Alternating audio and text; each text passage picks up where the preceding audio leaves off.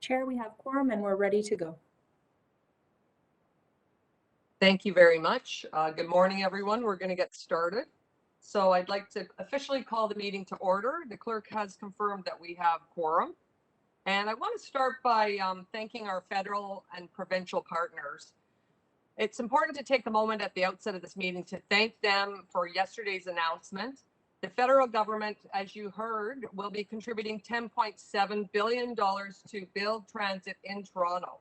And this funding, coupled with the provincial funding already committed, is the largest public infrastructure investment in Toronto's history. Gives me a chill when I say that. So I want to acknowledge the Prime Minister of Canada, the Premier of Ontario, the Provincial Minister of Transportation, Carolyn Mulroney, the Associate Minister of Transportation, Kinga Surma, and of course the Federal Minister of Infrastructure, Catherine McKenna. This is a once-in-a-lifetime investment, once in a generation, and it involved the cooperation between all three levels of government, which will ensure that our public transit network is well positioned to serve our city, our growing city, as we all well know who live here, and of course the region for many years to come. So from the bottom of our hearts, as the chair of the TTC and as the board, we want to thank them profusely, as well as the mayor's office and the mayor himself, but particularly Luke Robertson, the chief of staff for the mayor, who has really had his hand on the wheel as the mayor has been navigating COVID. So many players involved in this coming to fruition, but it has as of yesterday, and it's great news for the city of Toronto. I'd like to now move on to the land acknowledgement. If the clerk could go ahead. We acknowledge the land we are meeting on is the traditional territory of many nations, including the Mississaugas of the Credit, the Anishinaabeg, the Chippewa, the Haudenosaunee, and the Wendat peoples, and is now home to many diverse First Nations, Inuit, and Métis peoples. We also acknowledge that Toronto is covered by Treaty 13 with the Mississaugas of the Credit. Thank you very much. Declarations of interest. So does any of the commissioners have a conflict of interest with any of the items before us in accordance with the Municipal Conflict of Interest Act? I don't see any, so we will move on. Approval of the minutes. Can I have a motion to approve the minutes, please? Commissioner Lai, all those in favor, show of hands, please. That's approved. Thank you. So as always, before we begin, I need to remind you that this is an open meeting. And as we go through the agenda today, you will be required to email requests to ask questions and to speak on items to the email address provided to you by the clerk. Each member has 5 minutes for questions to speak, and the timelines will be strictly adhered to. If you wish to submit a motion on an item, please email your motion to the email address that you have. And if you have any technical problems, so far so good, let's keep our fingers crossed, then please let our staff know immediately and we'll assist you with those technical issues. So I want to go through the order paper at this time, and we'll go through it. We do have some deputations today on various items. So one, we have the CEO's report. I'll hold that because there's a presentation related to that. Number 2 is Presto update. Would anybody like to hold Presto update, TTC Metrolinx settlement? No one's holding that. Okay, next, I guess then all in favor? Opposed? That carries. Item 3 is update on the 5-year policy and 10-year fare collection outlook. And there is a staff presentation on that and a deputation, so I'll hold that in my name. COVID response and recovery update is item 4. Anybody would like to hold that item? Okay, all in favor? Opposed? That carries. Item 6 is 2021 accessibility plan status update, and there are deputations, several deputations on that, so I'll hold that in my name. And then appointment to the TTC Pension Fund Society Board of Directors. Would anybody like to hold that? Otherwise, I'll move it. All in favor? Opposed? That carries. Oh, I missed item 5. My apologies. I don't know. I was just going to ask. Yes, thank you. So item 5, apparently, I just want to identify, this is TTC Special Constable Service and Revenue Protection 2020 annual reports. There was apparently an incorrect chart in the first submission that was circulated. That has now been corrected. I think it was last year's chart, but the chart has now, if I could just get a nod from the clerk, that the chart has now been updated and the members have the accurate information. Okay. So just, we did want to flag that there was an incorrect document within the context of that, within the chart. Would someone like to hold, do we have deputations on this one? No. So would anybody like to speak on this? So we'll hold that in. Madam Chair, Carroll? Madam Yes. Chair, I only have one or two questions, but they're questions that I can easily ask of Mr. Leary. So I'll ask them during the CEO's report, and then you can adopt this item. Okay, so we'll just hold it temporarily and then circle back. Or do you want me just to adopt it now, Commissioner Carroll? Adopt it because they're general questions. We don't need to have the whole team hang around. Okay, that's great. All in favor? Opposed? That carries. Thank you very much. Okay, so I just before we get into the first item, which will be the CEO's report, is that correct? To the clerk, is that correct? Yes. So the CEO's report will be first because the other item was confidential, but we won't be going into in camera today because there's no need to. But I do have to step away at 10:45, so the vice chair will take over the chair at that time. I will be back if I can be. So the first item, and I think we'll break for lunch at 12 noon and for half an hour. It seems like people only need 30 minutes for lunch, so we'll try to break at 12 noon for half an hour, but we'll see how things unfold here. Okay, so let's dive into the first item, which is the CEO's report, and I'll pass it over to our CEO, Rick Leary. Thank you, Chair Robinson, and good morning, everybody. I want to say welcome to our YouTube viewers and today's participants to the board's 11th virtual meeting. Now, today's session marks a full year since we've gotten together via video conferencing. So what I'd like to do, I'd like to say thank you to all TTC staff and those behind the scenes for making this possible. Thank you, everyone. Now, Commissioners, this turns out to be a great week for public transit in the City of Toronto, and by extension, a great week for TTC customers. As the Chair mentioned earlier, and as you know, yesterday the federal and provincial governments announced investments of more than $10 billion towards 4 city transit expansion priority projects. It's absolutely fabulous. And this morning, I can tell you that I'm hoping that we get more great news. I cannot thank all of the funding partners, the governments of Ontario, Canada, and Toronto, enough for their great support and commitment to improving public transit in the city and the region. It's because of the vision and support of this board and the hard work of TTC staff that these programs are getting the funding they need to move ahead. So, Commissioners, I'd want to publicly thank you and acknowledge yourselves and as all staff and our funding partners for the work that they've done to make these transit dreams actual transit realities. Now, 53 years ago this week, the Bloor-Danforth subway was extended westward in Etobicoke to Islington Station and eastward in Scarborough to Kennedy Station. On May 10, 1968, special ceremonies were attended by hundreds of spectators to witness the official opening of these extensions. That year, the Bloor-Danforth line grew by nearly 10 kilometers.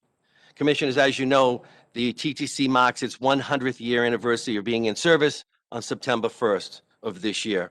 I can tell you that we would like nothing more than to recognize this milestone in person with you, with our customers and residents across the city, as has been the tradition for the last 100 years. However, safety does remain a paramount concern. We're currently planning on how to recognize this important milestone in light of the ongoing COVID-19 pandemic, and I look forward to sharing those details with you in the very near future. Now, last week, we got some real good news from the province. As of yesterday, all frontline transit workers who cannot work from home are eligible for the first vaccination. Although I would remind you, almost 90% of TTC employees already qualified for the vaccination based on their age and where their address is. And this change will soon ensure that frontline workers will get their shots very soon. Now, getting as many people vaccinated as soon as possible is an important piece of putting this pandemic behind us. Already, we have seen a number of local clinics offer priority access to TTC employees, and I'd like to thank them for that. I'd also like to advise you today that we have actually partnered with a local hospital as well as a local clinic to do pop-ups on TTC property. The first will take place tomorrow at McNichol Garage, and I'd like to thank our partner, the Scarborough Health Network. They'll be setting up that pop-up at the garage tomorrow morning at 9 a.m. Following that, I'd like to also thank the Women's College Hospital for establishing 2 pop-ups at Mount Dennis facility on Friday the 14th and Saturday the 15th, starting at 11 a.m. I'd also let you know that we remain in discussions with others regarding the possibility of putting additional pop-ups on our property, and I'll keep you updated as soon as we can confirm any more information. Now, I'm going to mention the, you had a report in front of you, the COVID response and recovery. And I still want to take time, even though it passed, if I could, just to kind of talk about it a little bit, because I think it's important. You know, part of the report detailed the health and safety measures the TTC has taken throughout the pandemic to keep our customers and employees safe. And there's much more that we've done that we're very proud of, especially things around making masks and face coverings mandatory, as we did on July 2nd of last year. And to date, the TTC has distributed 2.1 million masks to riders along busy surface routes throughout all stations and in the Wheel-Trans vehicles. And this includes 500,000 masks that were provided to schools and community shelters. Overall mask compliance among our customers is consistently 96 to 99% on the TTC. And I also want to give you a little quick update on some information I provided last month. And just when I let you know that we were launching a real-time bus passenger count information on Rocket Man and the Transit app, it did launch on April 16th. And in the first 5 days that it was available, we had more than 400,000 hits on that system alone. So that's really fantastic and fabulous to hear. And as we always say, we're just trying to make more information available to our customers so they can make good decisions on their travel. I'd also like to say a few words on the update of the on the CEO's monthly report on the people section. Our people group has been very focused these past 15 months on getting health and wellness support to our workforce, and in particular, mental health support during these challenging times. As the TTC's Chief People Officer, Mary Madigan Lee, points out, we need everyone to know that they're not alone and they are supported. And last week, we recognized Mental Health Week here at the TTC. Now, our employees, as resilient and dedicated as they are always encouraged to take advantage of the many wellness benefits and third-party professional services available to them and their family members. And it's very encouraging to see that these supports are being accessed by employees and their dependents. You know, I'll let you know that wellness matters to us as an organization, our work colleagues, and especially as members of a TTC family. Now, I'd also like to take the opportunity to provide you an update on the TTC's SAP program and the continued modernization of the back office functions set out in our 5-year corporate plan. And the goal is really to replace, I'm going to say 30, but some of them are over 40 years old, our legacy systems and manual processes. Now, TTC staff launched the upgrade to the core business processes for finance, payroll, and benefits for all employees and pensioners in 2018. Then phase 2 followed in 2019, which enabled us to deliver additional key business process improvements over the last year, including an employee app, a new learning management system, and the launch of the finance accounts payable system. Now, staff's also making progress to let you know on the SAP time and attendance contract negotiations and RFP award. So the board report is scheduled for June, will detail overall SAP phases and activities, followed by a contract award report scheduled for the July board meeting. Now, I'm also pleased to let you know that I've asked Mike Atlas to be our acting general counsel and head of legal. Michael assumed the role at the beginning of May after the retirement of our good friend and colleague, Brian Leck, when he retired last month. And many of us already know Michael, and I just want to thank him for stepping up into the role and as we undertake a formal search to fill the position permanently. So thank you for that, Michael. Now, finally, Commissioners, what I'd like to do is, I'd also like to acknowledge the other report that was before you today, the 2020 annual report for our Special Constable Service and Revenue Protection Departments. Now, the annual report highlights both departments' response activities during the pandemic, the reorganization, training, statistics, and community engagement, among other things. But I'd like to take the opportunity to mention that our special constables are now trained in overdose recognition and response and equipped with life-saving naloxone. Last year, we made this a permanent part of their toolkit. Now, naloxone is a medication administered through the victim's nose to reverse an opioid overdose. And as many of you know, and I think may have said this before, it was administered 6 times last year, and each time we saved the victim, survived. So on behalf of the TTC, I'd like to publicly thank and commend the following special constables for their quick and decisive actions in assisting people in dire need. Now, there are 11 individuals, if I may. We have Ed Winger, Darius Nowotny, we have Robert Prelick, Jordan Katrinas, Ziti Valero, Elton Wong, TK Doan.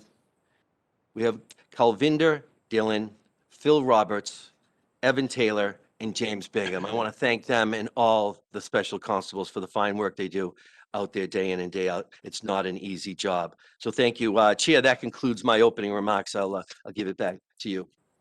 Thank you very much to the CEO, and we do have a question for you from Commissioner Carroll.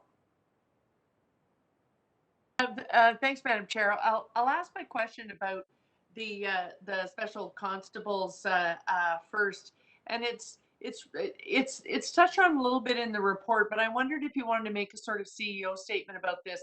We still hear the concern that while the ridership is down, and I haven't been on these modes. I'm out here where the buses are, but on the subway, and occasionally I get it through social media about on a streetcar. The number of vulnerable persons that are on those vehicles, particularly while the ridership is down, and that it contributes to a lot of other things that special constables and transit enforcement officers now dealing with. I'm wondering, are we working with them to make sure that there's actually an uplift and enhancement to the training they get as to what to do with vulnerable persons? Because I notice in the report a high incidence is failure to leave when directed to, and that's people with nowhere to go often. So I wondered if you want to talk about the general approach that's being taken right now. Okay, thank you very much. I'll speak for a moment and I'll let Andrew give you a little bit more detail because you're absolutely right. The number of events and incidents with people that are homeless, for instance, in our subway stations, it's been recognized and it's been mentioned. We've spent a lot of time and emphasis to make sure that there's visibility in the stations by TTC employees. And as you probably saw, we've increased the special constable workforce in the last few years. A lot more visibility. We've increased the fare inspector workforce in the last few years. A lot more visibility as well. We have supervisors in stations, duty station managers. So we're really trying to make sure that there's clear visibility in all the stations. Again, it gives people comfort, the sense of security, the sense of information if they need to talk to somebody. We still work very closely with Streets to Homes. But as for the training, I'd like Andrew, because he did a nice job and he's increased the training as of late. If you just give us a quick update on that, Andrew. Yeah, so specific for the vulnerable people and mental health. Can everybody hear me?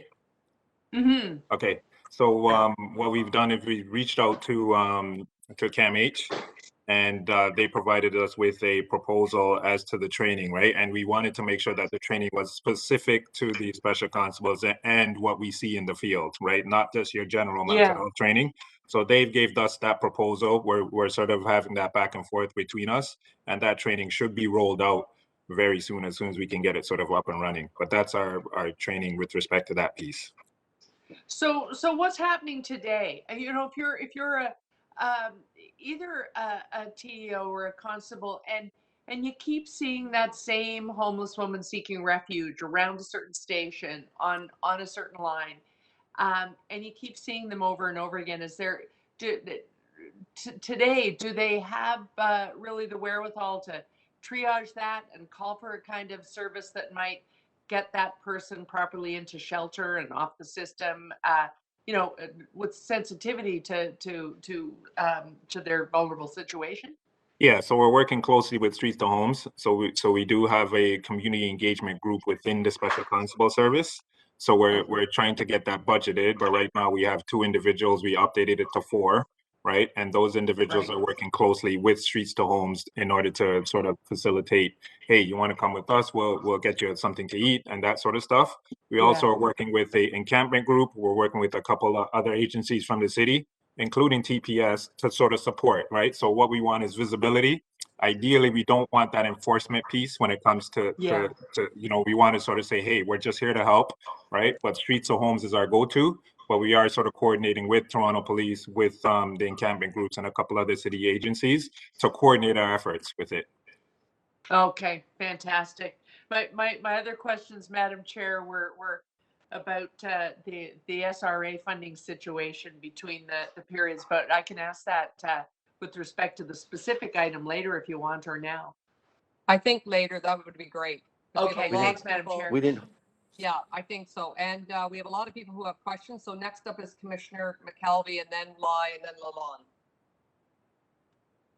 Thank you, Madam Chair. I was just wondering about, and I didn't notice if, I think item 4 was held or was passed, but it does kind of relate to that. Now that we're starting to do vaccine pop-up clinics, I'm just wondering what discussions have taken place, and is there plans for transit employees, in particular ones that drive Wheel-Trans, to have a pop-up clinic or availability on their way into work in the morning, or where are you at with all of that?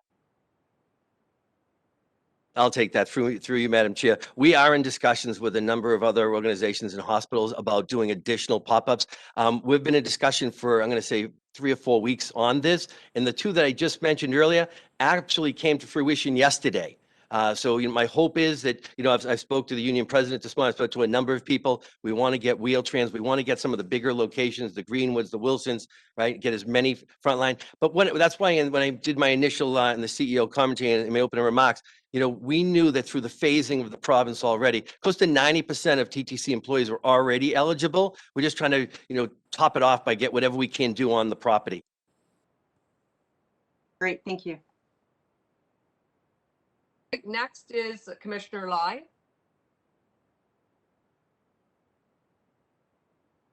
Thank you, Madam Chair. Good morning, everyone. Very good report as usual, our TTC CEO. Thank you so much. I just wanted to have a quick question on the state of repair. I just wanted to see, because during COVID, we have taken a lot of time to kind of keep up and kind of to catch up with some of those state of repairs. How much impact has it having on our backlogs?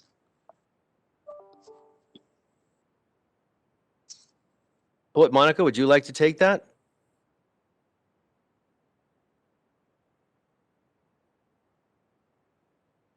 Yep. Through the chair, hope you guys can see me. Yeah, we've made some tremendous progress all across the modes, all across the capital projects, all across the maintenance.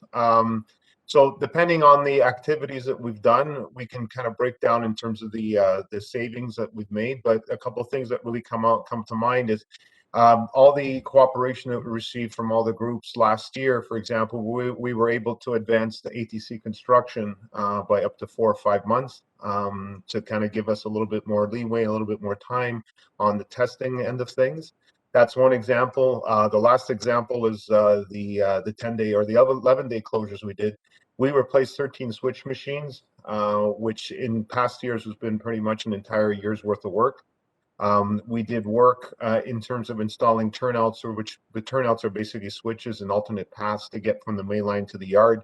And this last 11-day closure, which initially was 4 weekend closures when we originally started planning the work. So there's been tremendous opportunities. I mean, I can go on and on. The asbestos abatement, we got 50,000 square foot of asbestos abated last year when our target initially was 15,000. So there's been huge opportunities, and I think we've taken advantage of it. Each and every single of our maintenance tasks pretty much have all exceeded initial targets back in 2020, and we're on track to do that as well. So Hopefully I'm answering the question. I'm giving a couple of examples in terms of some of the great progress we've made both on the maintenance and the state of good repair. So I think we've done the best we can to capitalize, thanks to the cooperation of everyone from the board to the rest of the organization that's for giving us that opportunity. Thank you. Thank you so much. Madam Chair, those are my questions. Very much. Commissioner Lalonde, you're next. Thank you, Chair. A question for the CEO. Rick, I noted in the special constable report that the non-compliance rates on inspections for the last few months of 2020 were concerningly high. They were up in the 15-16% range. I'm wondering if you have any comments on whether we think that's an anomaly given the COVID conditions, or whether there's been any kind of change in culture around fair payment. Yeah, no, I would say to you, Commissioner, you are correct. It's an anomaly, and it's something that we want to keep on observing, recognizing COVID. Okay, thank you. I've got a couple of questions, or just want to emphasize the work you're doing on COVID-19 vaccination rollout. So my understanding is you have been working intimately, you and your staff, with the medical officer of health and how to address this. And 90% were qualified, I think a couple of weeks ago. You did an analysis about 90% were already qualified, but now as of yesterday, the good news is everybody does, unless they're working from home. Obviously, that doesn't qualify. But could you just, what hospitals are you working with, and where are these pop-up mobile clinics and units going to be unfolding or taking place in the next little while? I think you said even tomorrow. There's one tomorrow. Yeah, so thank you. I welcome the opportunity to speak about this again. We've worked with the Scarborough Health Network that'll actually be going to our McNichol bus garage tomorrow at 9 a.m. So we're very grateful for them. There have been conversations for a period of time. And also Women's College Hospital, who will be on Friday the 14th as well as Saturday the 15th at 11 a.m. They're going to be at our Mount Dennis bus facility. And we are in some conversations with a few others. I'm hoping that in the very near future, we'll be able to let the board know who else will be doing pop-ups where. A lot of good conversation happening with employees on the front line as well. So we'll let them know as well. Okay. And also, were you aware Councillor James Pasternak doesn't sit on the board, but he's a councillor. He was interested in possibly dedicating a morning at Downsview Arena or tailoring something to that fashion. Were you aware of that? Because that would also be a great idea for local councillors to facilitate, if possible, if they can, if they're able to. So that's another idea. I mean, the hospitals have been amazing through this whole process. But are you aware that he might try to do something of that nature with Downsview Arena? So I appreciate that, and we'll follow up with the councillor on that. Thank you for that. Okay, thank you. Okay, we're going to go to second set of questions because I was incorrect, Commissioner Carroll. A second round of questions. We have adopted that item, so I've been scolded and told you should ask your question now. No worries, Madam Chair. That's partly my fault because I was actually answering a message from my office when you were going through the consent agenda. It's a quick question. I just wondered, we have all these great announcements about the new lines and the vehicle purchases. I don't know if the TTC fully appreciates that they have saved Thunder Bay and given a lot of people back their jobs. It's huge, but we still have this outstanding piece of the Safe Restart Agreement money. I wasn't aware that you couldn't carry forward monies. If you didn't use everything in a period, you can't carry it forward to the next one. Is that conversation still alive despite all of the wonderful announcements of yesterday? Yes, so it's Josie here. Good morning. So through the chair, yes, it is. I think that it's not just the TTC, but all transit authorities who received SRA funding for transit purposes. We are collectively having that conversation through the ministry and, of course, for us through the city as well. So while the funding is available, it's about, getting that timeline adjusted so that we can maximize the use of the funds, which we've identified here is about $32 million. Do we need to communicate as a board of directors? I worry that because those other orders of government, they aren't normally involved in our operating. They may not realize how very rigidly disciplined and detailed we are from period to period in our operating funding. And if we carry forward, we're fully able to give a full rationalization by the end of the year, so that if we could say at the end of a financial year, say we didn't use it all, you can have it back. But really to carry it forward through the 12 months would be so helpful. Do we need to communicate, our commitment to detailed operating financial reporting as a board, or do you think the conversation is robust enough that you don't need that from us yet? So through the chair, we are committed to robust reporting throughout the year. So we'll keep you up to date. But the report number 4 that was adopted had a recommendation in it asking the board to request both the provincial and federal governments to continue providing ongoing operating funding for public transit to address the impact of COVID. So we have a formal recommendation, as well as that this report be forwarded to the Ministry of Transportation for their information. So it's here. I mean, anything that you might do as representatives of the TTC is always welcome, but we do have robust conversations going on. And I think an awareness that I think at the time that the SRA funding was provided, that where we are today may not have been anticipated. So hopefully everyone's taking a look at that. Cool. Okay. Thank you. Thanks, Josie. Thank you. So Commissioner Lai, you're first to speak. Thank you, Madam Chair. I'm very happy actually to hear that the pop-ups at the McNichol Bus Garage is happening, and we've been asking this for a long time, and SHN is very cooperative with working in my neck of the woods for pop-up. In fact, they are hosting one today for those TTT staff who are living in Scarborough in the M1 area. I think you can come out to Albert Campbell Collegiate to get your shot if you cannot wait until for tomorrow. Secondly, I wanted to thank the federal government for investing in our transit system in Toronto. It's big time. That is once in a lifetime. I'm very excited when Chair, you called me yesterday and broke the news. I was very excited about that, and then it comes in very timely today that we are celebrating a milestone, 53 years into with the Blue and Danforth line. I actually very timely I received, someone sent me a video this morning and showing the subway systems in the world, the top 10 of them. I just kind of screenshot the one I shared with Chair Yu, and the first in 1968 actually, Toronto was nowhere in the top 10, and not even now either. The top 10, the first three, I would say, the first three was New York City. London is number 1, number 2 is New York City, and number 3 is Moscow. And they have 193 kilometers, London being number 1. And in 2020, number 1 is Shanghai. It's 739 kilometers. Number 2 is Beijing, 699 kilometers. And number 3 is Guangzhou, 531 kilometers. And Moscow, London, and New York fell to number 5 and number 6 and number 7. Number 6 is Moscow. They have 462 kilometers.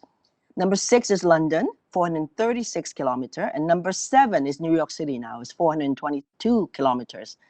I don't know how many kilometers I still have, I wanted to find out how many kilometers we have in Toronto, but we have a lot to catch up.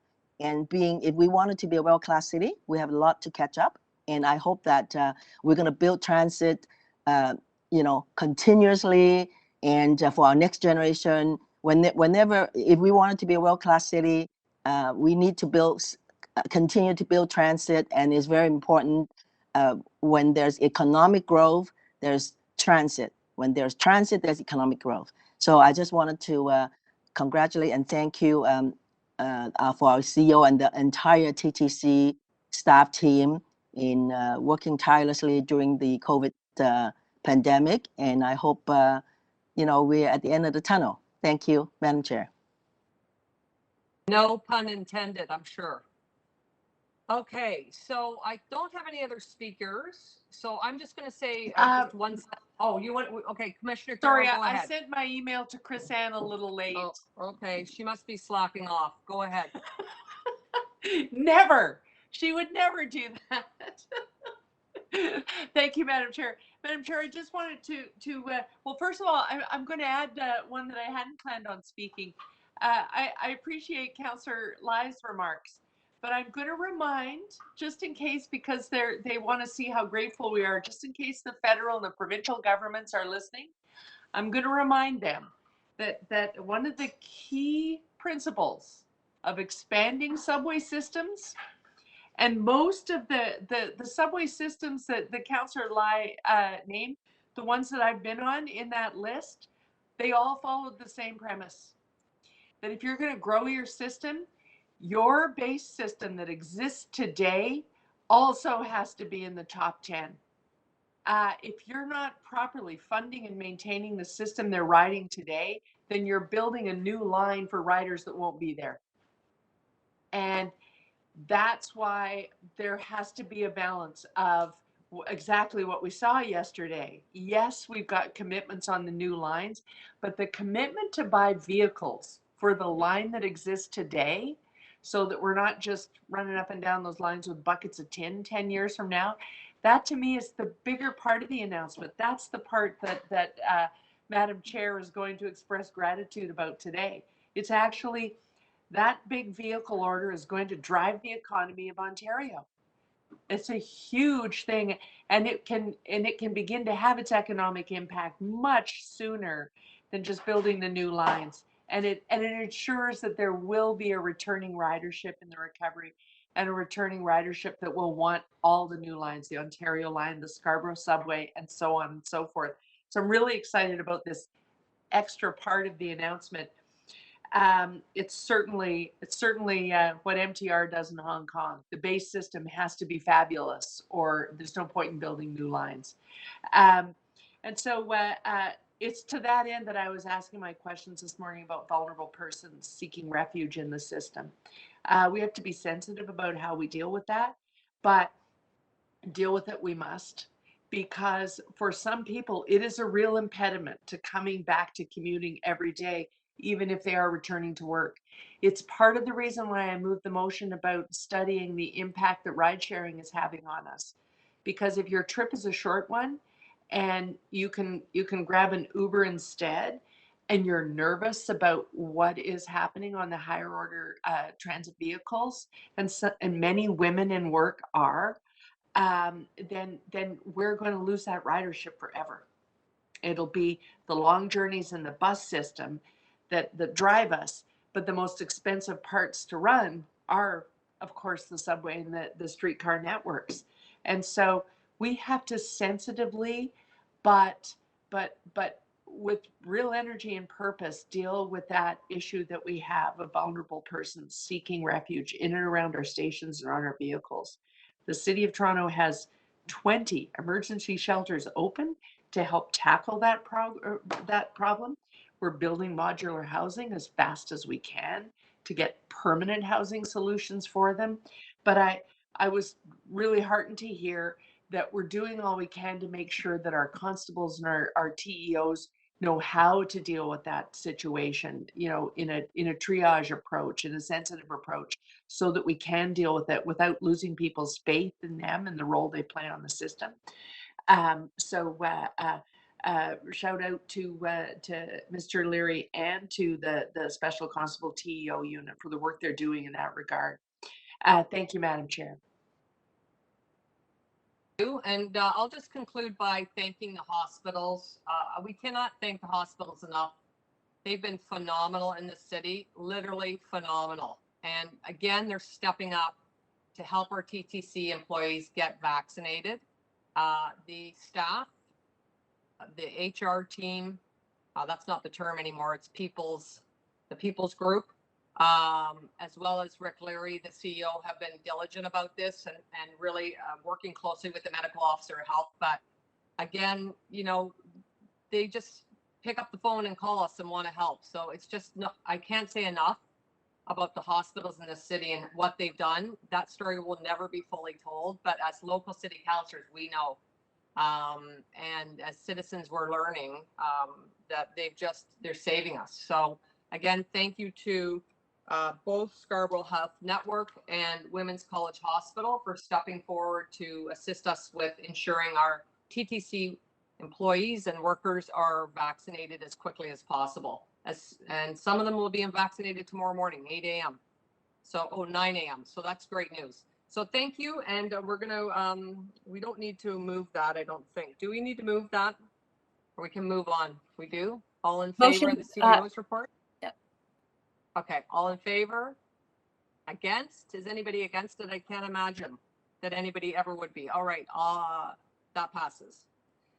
All right, so now we're going to move on to our next item. I do have to part company with you shortly. So I'll just say that I do have a motion on the accessibility issue, the plan, because I really want the timelines to be adhered to, just like the ATC. So I'm going to pass that motion to the vice chair to move on my behalf, if that happens, although there are deputations. But I would like that motion to be included, just to lock down those timelines and make sure staff are aware that we're keeping an eye on that. But we will now move to the staff presentation, which is the 5-year fare policy and 10-year fare collection outlook. And we will kickstart this item with a staff presentation. Sorry, Chair, we're going to start with the deputants. I know that. So I'll hand it over to you, Chris Ann, to facilitate the deputants. Thank you, Chair. The first deputant is Adam Cohoon. Go ahead, Adam. We'll just need a moment for him to unmute.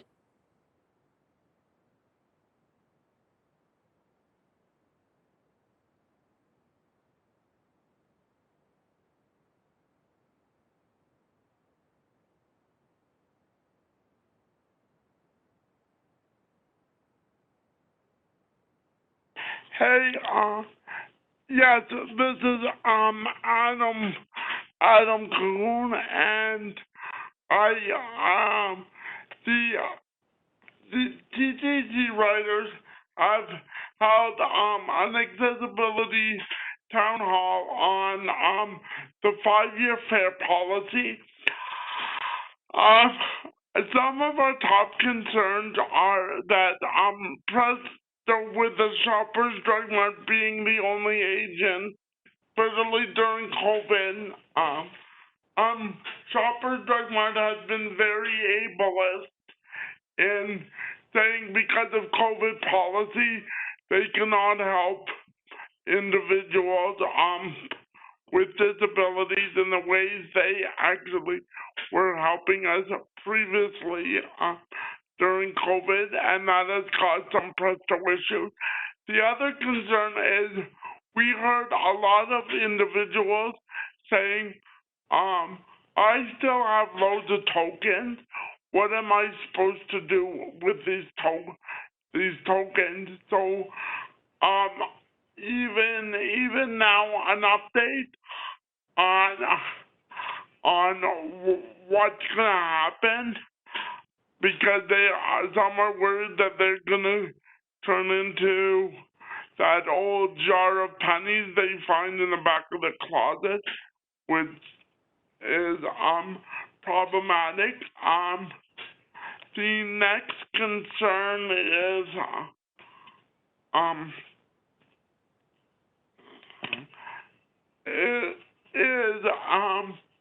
in regards to which I think will be more dealt with in the 5-year policy, is actual access to open payment. That was another complaint that was brought up.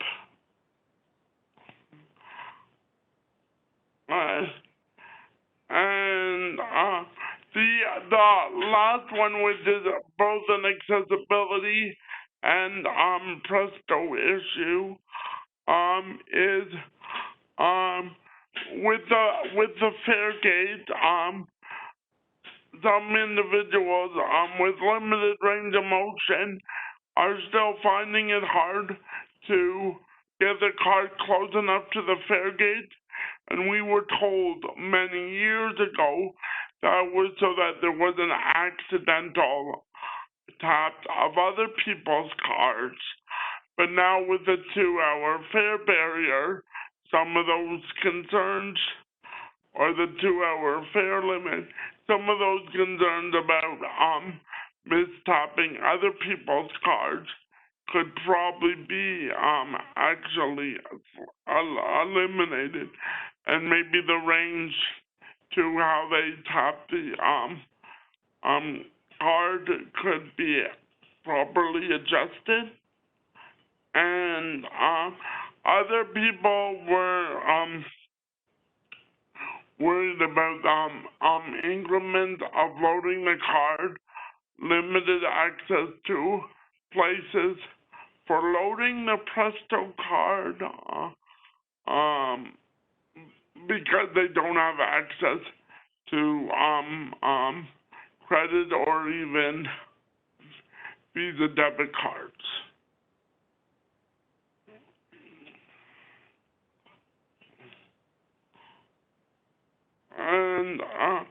And the other inquiries were more about and again it will probably be talked about in the 5-year planning is consolidating the fair fare policy under the TTC umbrella, because it's sort of confusing for some people. They go through one place for their accessibility ID, but then they have to go to other places to access the Fair Fare program.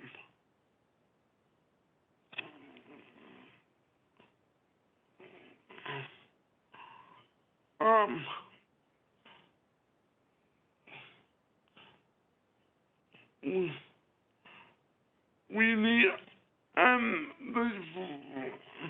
the final thing we need to do is really look at different fair open payment methods, and finally add ways that with the elimination of tokens, more options for the way community agencies are able to help individuals pay for their rides, other than the quickly expiring Presto single ticket. End of my deputation. Thank you. Thank you, Mr. Cahoon. Any questions from board members? Seeing none, we'll move to our next deputant, Mr. Ewell.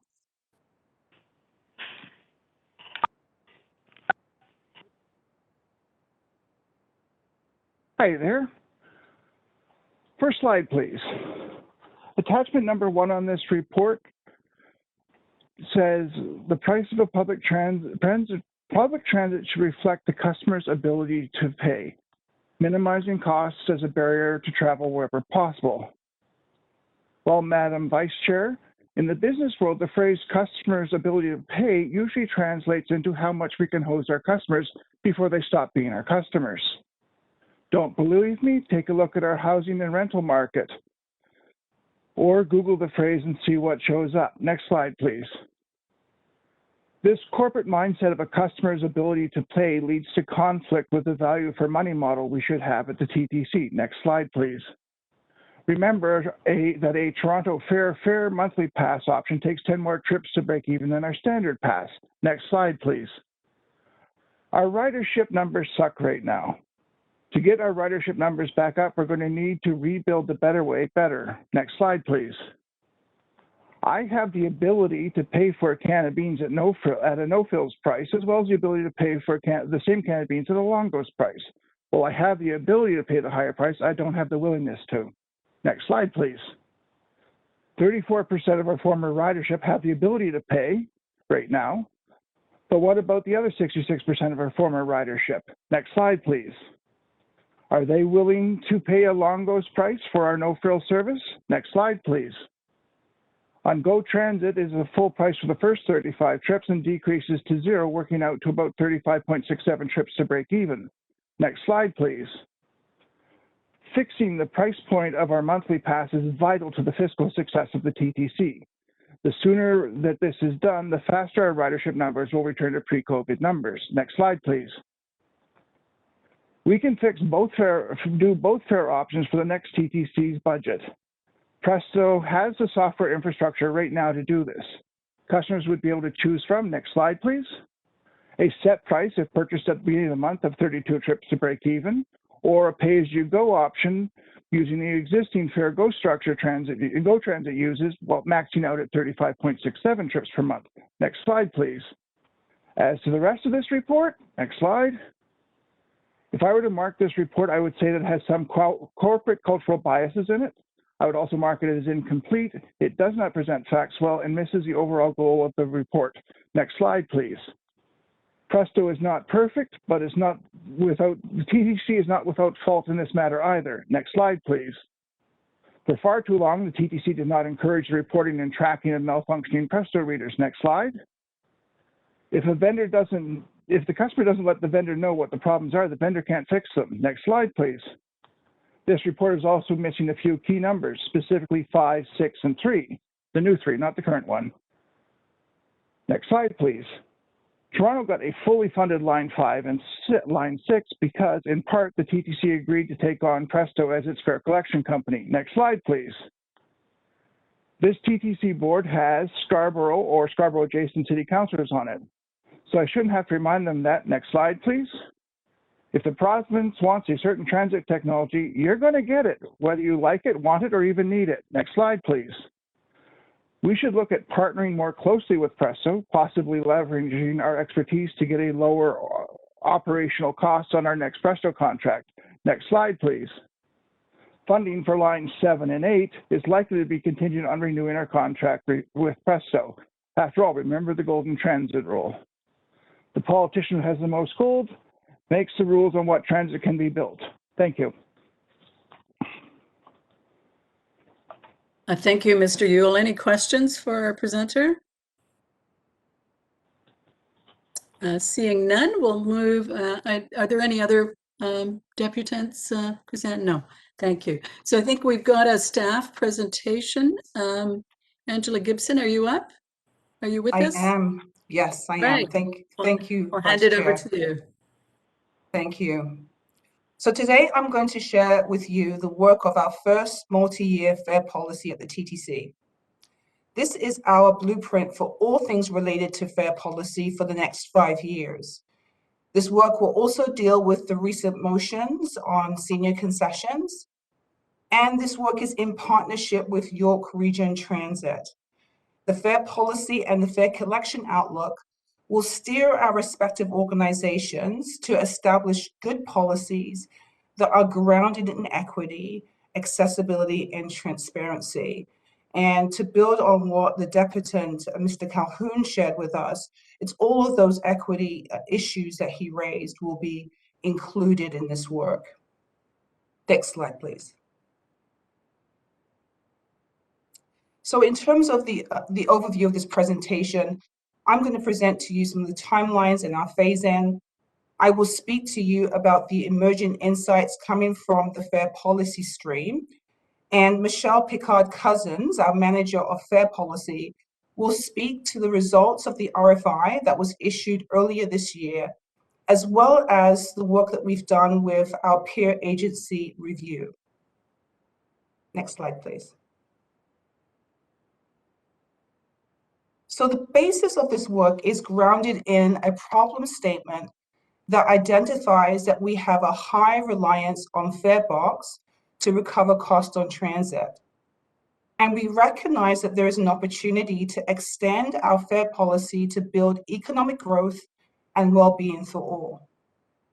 This work is divided into two streams. As you can see here, we have the first stream, which is the fare policy, which will look at a range of options and is grounded in those goals such as equity and financial sustainability. Building on the work of the fare policy, we have the fare collection outlook that will determine the preferred fare collection model. In the near term, this work will look at the operational improvements and the recovery plan that will get us to open payments. In the longer term, it will look at how we can use our fare collection system to evolve over time and modernize to accommodate future customer needs. This work will be completed by the end of this year, and implementation will begin in 2022. Next slide, please. So this work is divided into 3 phases. The first phase was our gap analysis and best practice, and it was also the phase where we began and issued the fare collection RFI. The second phase is where we're at right now, and we have proposed the fare policy goals that will inform the evaluation of fare options. The final phase of work is recommendations and development of implementation plans. All of this work is embedded and founded on extensive stakeholder and public engagement that will take place throughout each of the phases. And this is really critical for us to ensure that the recommended policy options will meet the objectives of this work. Next slide, please. So here's what we know so far. We know that our city, our transit system is unique. And we have existing fare policies that don't exist in other jurisdictions outside the GTHA. And this means that we can't simply cut and paste other solutions and apply it here. We know that fare policy needs to be easy to understand, and it needs to encourage customers to use transit. So therefore, it has to be customer-centric.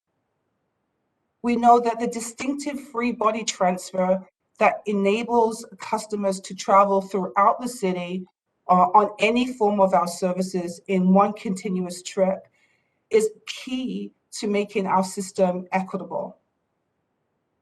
And again, we know we need to balance the decisions around recognizing the importance of our reliance on the fare box. Next slide, please. So in almost every conversation that we've been having with our stakeholders and members of the public, we've always talked about the importance of understanding our funding model as we talk about fare policy. So this slide compares the fare box recovery from various transit systems in Canada and globally. In red, you will see the fare box recovery rate for each transit agency listed. In orange, we see other funding sources such as non-fare revenue, fuel tax. In the case of London, UK, there is the vehicle congestion charges, just to name a few. We have fewer funding sources available to us at the TTC, and therefore any changes to fare policy must be fiscally sustainable. Next slide, please. So in addition to looking at the funding models, we also need to understand our customers and their needs. And this slide just shows a number of the various components of the customer profiles that we've been looking at. And our goal is to ensure that this work is tailored to our specific customer needs. Next slide, please. In these next 2 slides, you will see the extensive work that we've been doing as a result of our surveys. and that we know a lot about our customers, and we've developed these extensive customer profiles. These customer profiles include income, trip pattern, where they live in the city. And while these profiles do not include race-based data, we are working with the Transportation Tomorrow survey to ensure that race-based data is included in the next survey. Next slide, please. On this slide, you will see that we have also developed profiles for our York Region Transit customers and overlapping profiles that we share with YOT. Next slide, please. So in terms of a snapshot of the customer insights from our first survey and the focus groups that were held in February and March of this year, this engagement has been really valuable to us and has given us great insights, understanding priorities, and has revealed diverging trends between frequent and less frequent riders. So we've heard from our customers that the existing flat fare and the 2-hour transfer are considered a success and are foundational for building greater equity and access within our system. We have also heard that customers should be eligible for fare discounts for equity reasons. Next slide, please. So the proposed fare policy goals that are before the board today will provide a foundation for addressing customer experience. And these are the goals that we are recommending that you endorse today. These goals will attract customers and will ensure fiscal sustainability. The intent behind these goals is to provide a framework to evaluate potential fare structures, concessions, and pricing that will be done in the next number of weeks following so that we can develop more fare options. Next slide, please. So in terms of the roadmap going forward, as you can see, we have a number of major milestones coming up. Already this week, today, we've released our second round of customer surveys. And next week, we will host our first virtual town hall.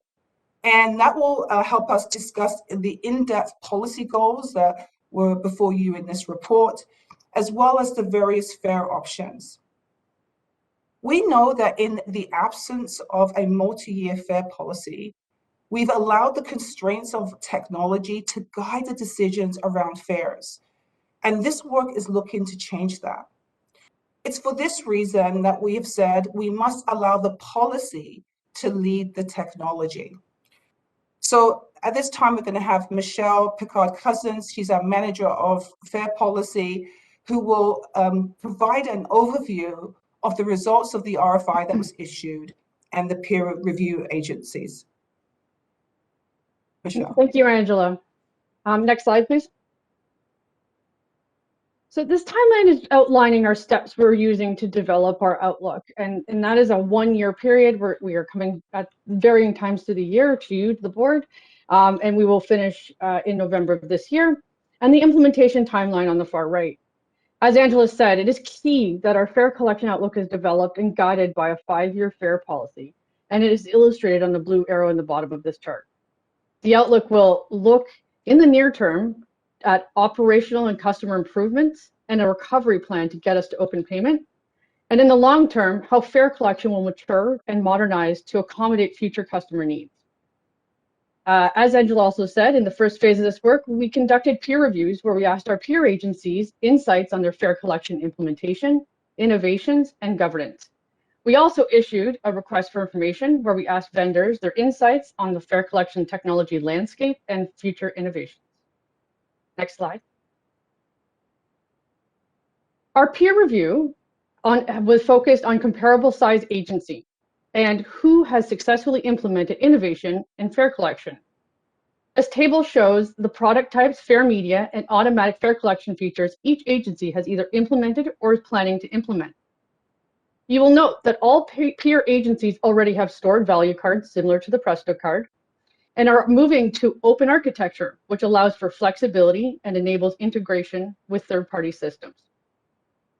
Some key takeaways we heard from our peer interviews were: let policy lead technology by making operational and policy changes that support agency goals and objectives. Deploy a feature-rich system that focuses on the customer experience so people want to use it. Define and document a business case that addresses internal goals and objectives and then defines clear functional requirements. And minimize migration issues by internally developing a detailed operational transition plan. Next slide, please. We also issued our industry-wide RFI earlier this year, with it closing on February 5th. The intent of this first RFI was to collect industry information regarding the variety of fare collection technologies and innovations, system operations, and business models. We received 21 respondents, including Metrolinx and Presto. The vendors are categorized as follow in this slide here. So full system integrator, which is a vendor that provides full service implementation for some or all parts of the solution, the fare collection solution. A system integrator may provide the back end, the fare collection equipment, the implementation services, and ongoing operation and maintenance. We also had light integrators. These are vendors that do some functions, but not all of the functions. For example, they either provide a mobile app with validators only. There's also service providers. So they provide a service within the fare collection. An example could be mobile apps, card issuance, or payment gateway. Equipment providers, they just provide hardware only, such as registering fare boxes, for example. And then there's other, and Metrolinx fits in that category. They also responded to our RFI, and we put them in the other category because they define themselves as a thin integrator. In their response, Metrolinx demonstrated an understanding of our business and the equity concerns we have expressed in moving towards new technologies while not leaving any customers behind. Next slide, please. The RFI responses are outlined in this table, with the fare collection solutions on the left and the vendors on the top. The checkmark indicates that the vendor demonstrated in the response the ability to successfully deliver a solution. Limited indicates limited experience with that. Some of the key takeaways we found from the RFI: account-based fare collection solutions have varying abilities to provide real-time fare collection. Ability to meet the key criteria for an open architecture varies across vendors. Although many vendors can support open payment taps, support for open payment inspection varies. Simple fare changes can be made by agencies, but complex fare changes require vendor support. Integration with data analysis, business intelligence tools are common across vendors, and the ability to support institutional, employer, or special programs varies, and most vendors only support simple configurations. Based on the outcome of the RFI, we are requesting to do vendor demonstrations with the system integrators, as they are comprehensive suppliers who facilitate all aspects of fare collection and the add-ons that we may need in the future. Next slide, please. The recommendations shown on this slide are from our consultant that we use for both the peer review and RFI, and who's leading our 10-year collection outlook. And what they found from both those pieces of work with the peer reviews and the RFI, here are some key recommendations. Establish regional agreements and governance structure before facilitating a fare collection system. Let policy lead technology by defining and simplifying fare policy before selecting a new technology solution. Establish diverse cross-section of stakeholders to develop strong requirements. Consider a phased implementation when transitioning to new fare collection solution. Deploy open architecture solution to enable integration of best-in-class vendors and future innovations, and implement a customer-focused solution that enables self-service and modern conveniences. Next slide, please. We continue to work in good faith with Metrolinx on Presto's 2022 procurement. And this top swim lane you'll see here is the path for our fare collection outlook and the implementation timelines that go with that. The next timeline down is the TTC Metrolinx agreement, noting that 10-year collection outlook implementation timeline coincides the latest extension date for the TTC Metrolinx agreement. And lastly, the last swim lane is TTC is taking steps now to be prepared to procure a new fare collection system by 2027 which would require preparations to begin as early as 2022, and with our first step today with the RFI responses. Next slide, please. Thank you. So what's before the board today are 3 recommendations.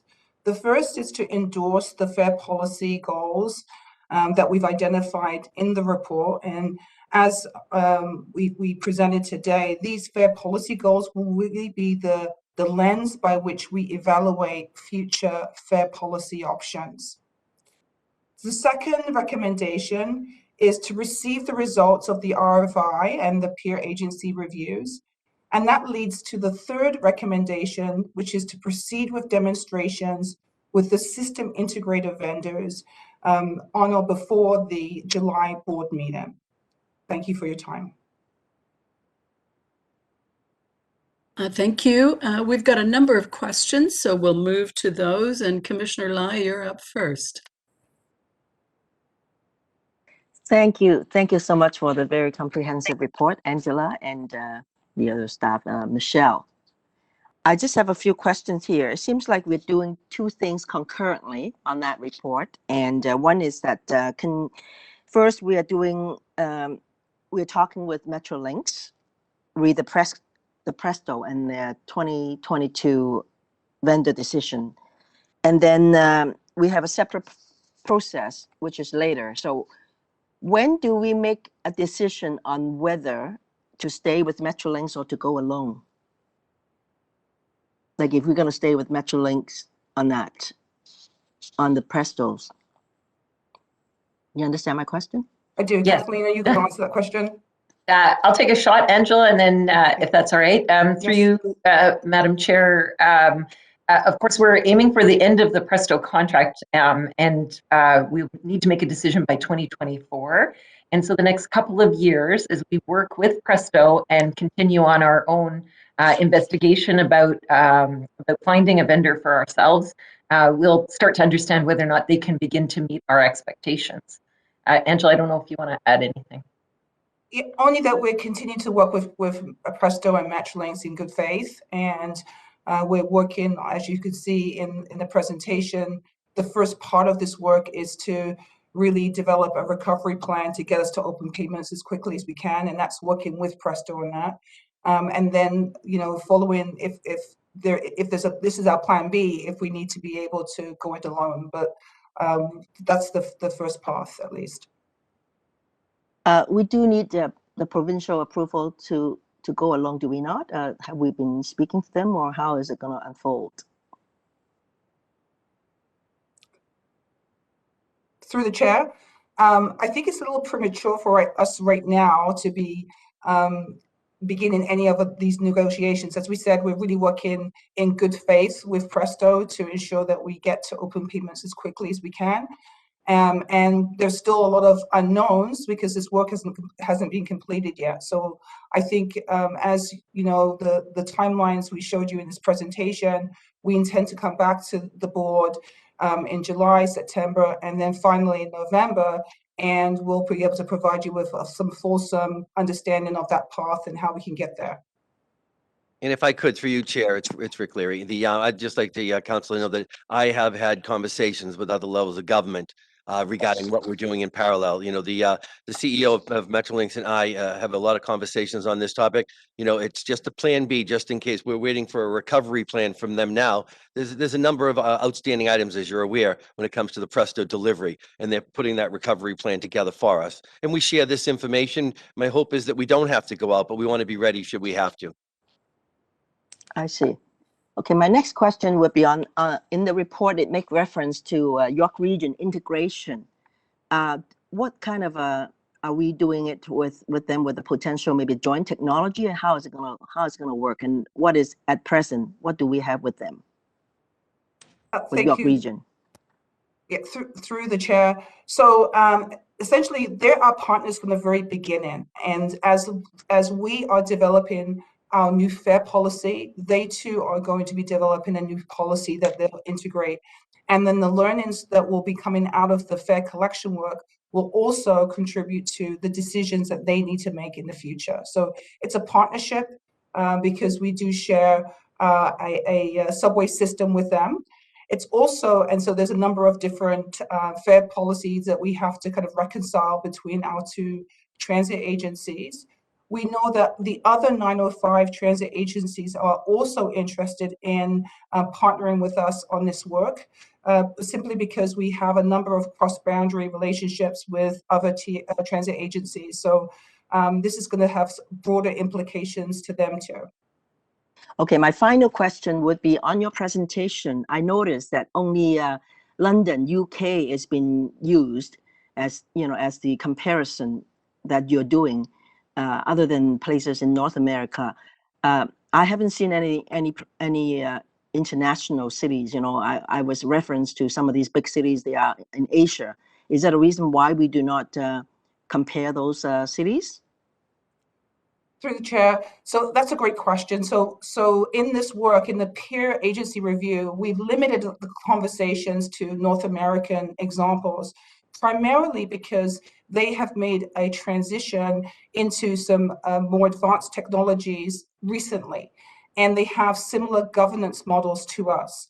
So it made sense for us to talk to them because we can learn from how they transitioned from older technologies to a modernized fare system. When you look at the European examples of transit agencies and Asian examples, they would be the fourth and fifth generation ahead of us. And so it would be a big jump and a big leap for us to learn as much from them. So that's the reason why you've seen us really focus on the North American examples. So we're not ready for the quantum leap, I suppose, eh? Okay, those are my questions. Thank you. Thank you. Commissioner Osborne, you're next.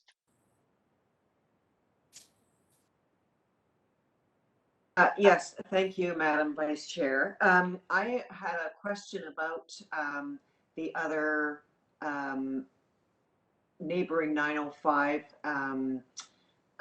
jurisdictions, and that I think has become more important with this recent announcement because I think they're obviously implicated.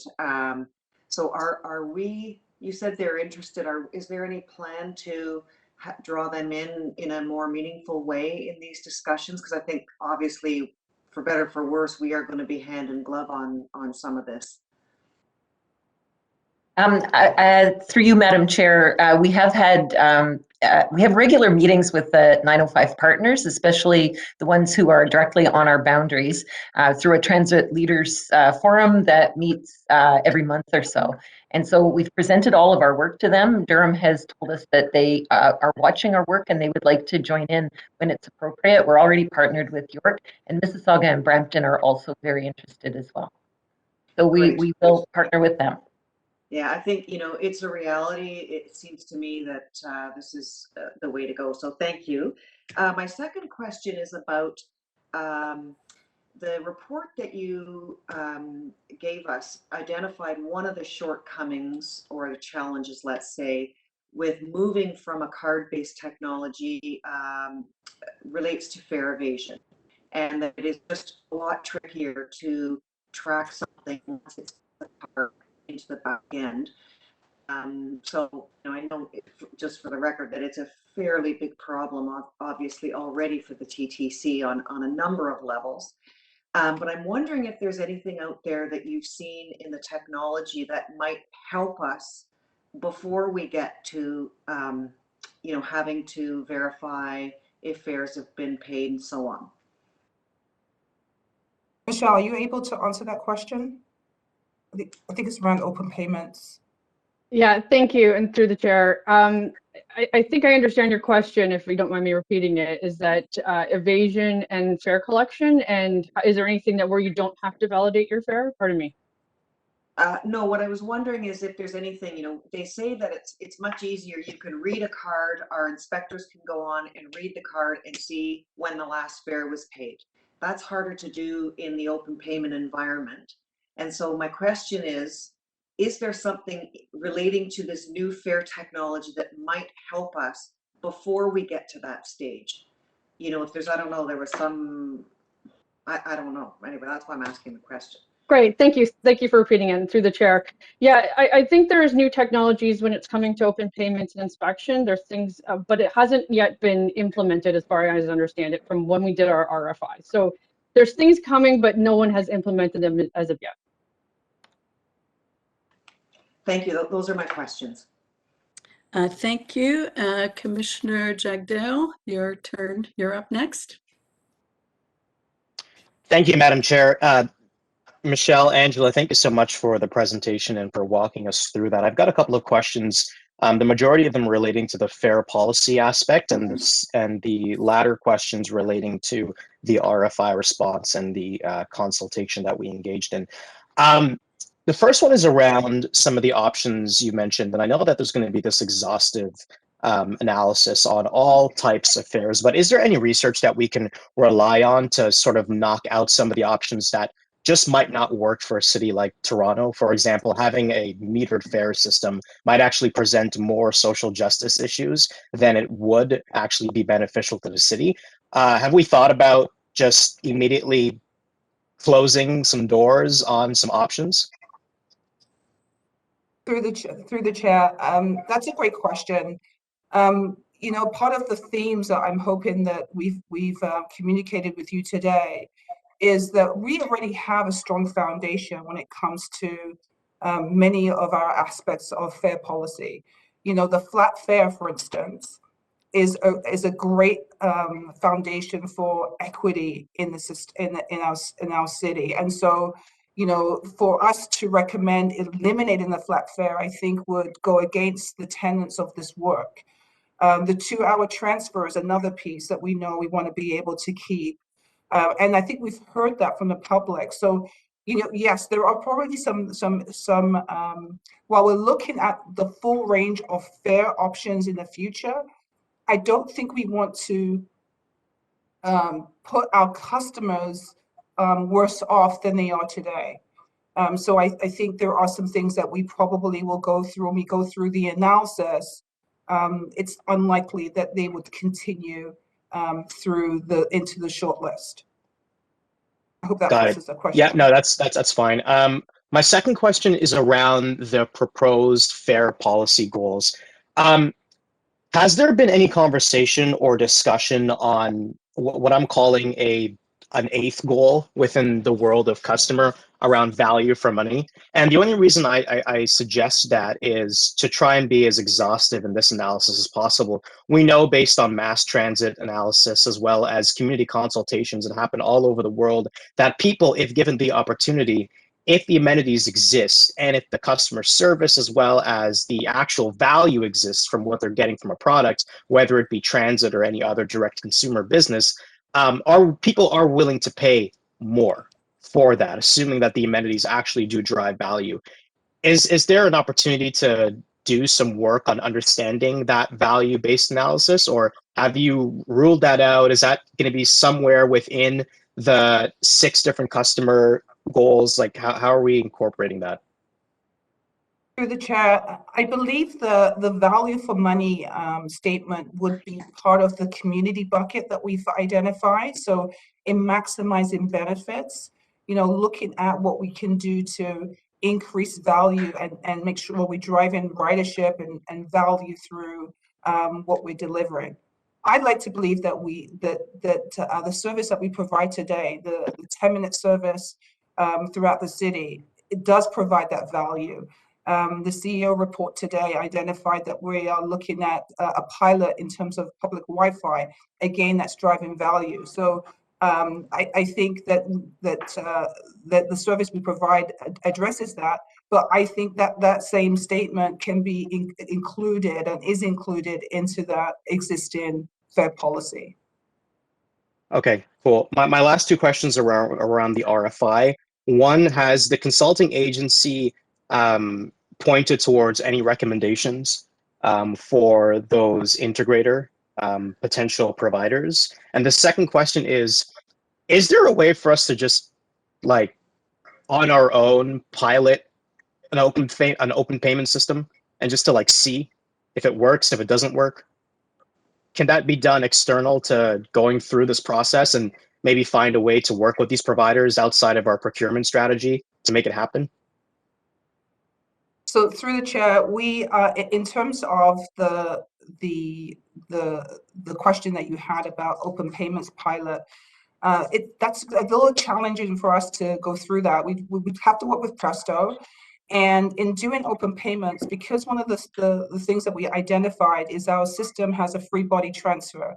And that means if we do open payment as a pilot, we have to really open up for the system wide. So it's not going to be easy to do a closed pilot.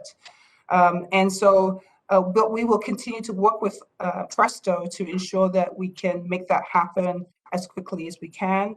I know that Presto has a Up Express pilot that is currently underway, where they are testing open payments. We know that open payments can work, so that is something that we will. So we know that's going to work. It's a question of when we can make it work within our system and ensure that we have the devices that we can make that happen. And your first question, can you repeat that, please? Yeah, my first question is, has the consulting firm provided any recommendation or any steering direction to potential suppliers and providers? So the intent of the RFI is just really fact-finding for us to understand the technologies that are around there. So we haven't really started the process to identify which of the suppliers would be the most appropriate. The recommendation that's before the board today would also invite those full system integrators to do a demonstration so we could actually have more specific questions directed to them. So I think it's a little premature for us to be able to have a recommendation as to which vendor we should be moving towards. Excellent. Thank you so much. Thank you. We'll move now to Commissioner Carroll. You have some questions. Yes, thanks, Madam Vice Chair. First of all, thank you for the slide. Slide number 6. That is my everything. I want that on a little laminated card. And I have some questions about it. I understand the examples here to my colleague, Councillor Lai. You can't really, the vast difference between, Eastern European and Asian transit systems is they're almost entirely federally funded. So these are governments that we should be able to sort of relate to in speaking to our own governments. But can you tell me, I was not aware of the subsidy that York Region is receiving, 60% government funding. Are they getting an operating infusion that I don't know about? That's not just capital, that's operating, isn't it?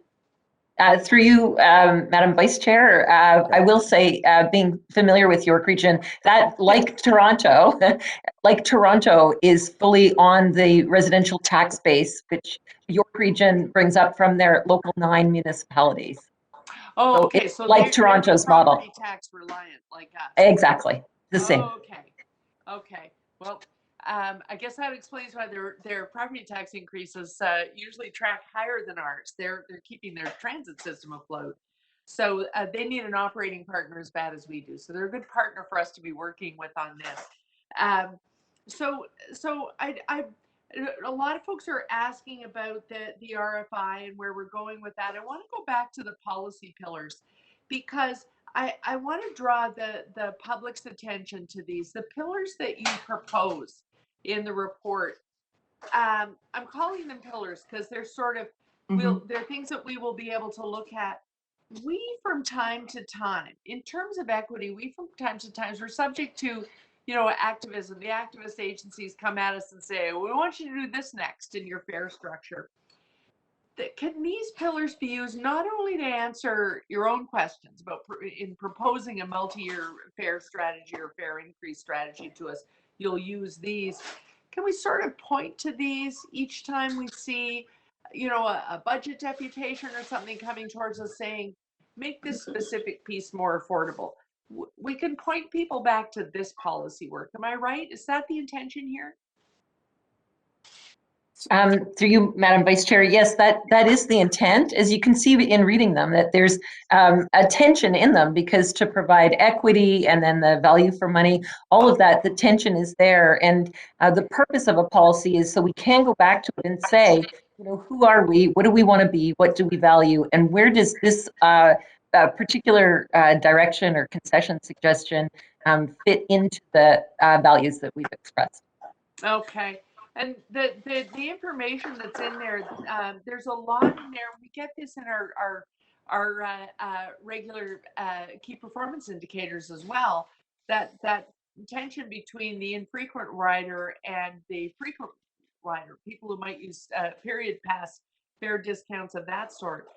It's fair to say that in coming up with an equitable thing here, the answers coming from the frequent riders about fare has a lot to do with they're situated somewhere where that transit is a more efficient way to get where they're going than taking their car. They have efficiency, convenience. There are all those things coming together. So as we get closer to higher order transit, we should be seeing more period pass frequent riders. Am I reading the data right when I see that?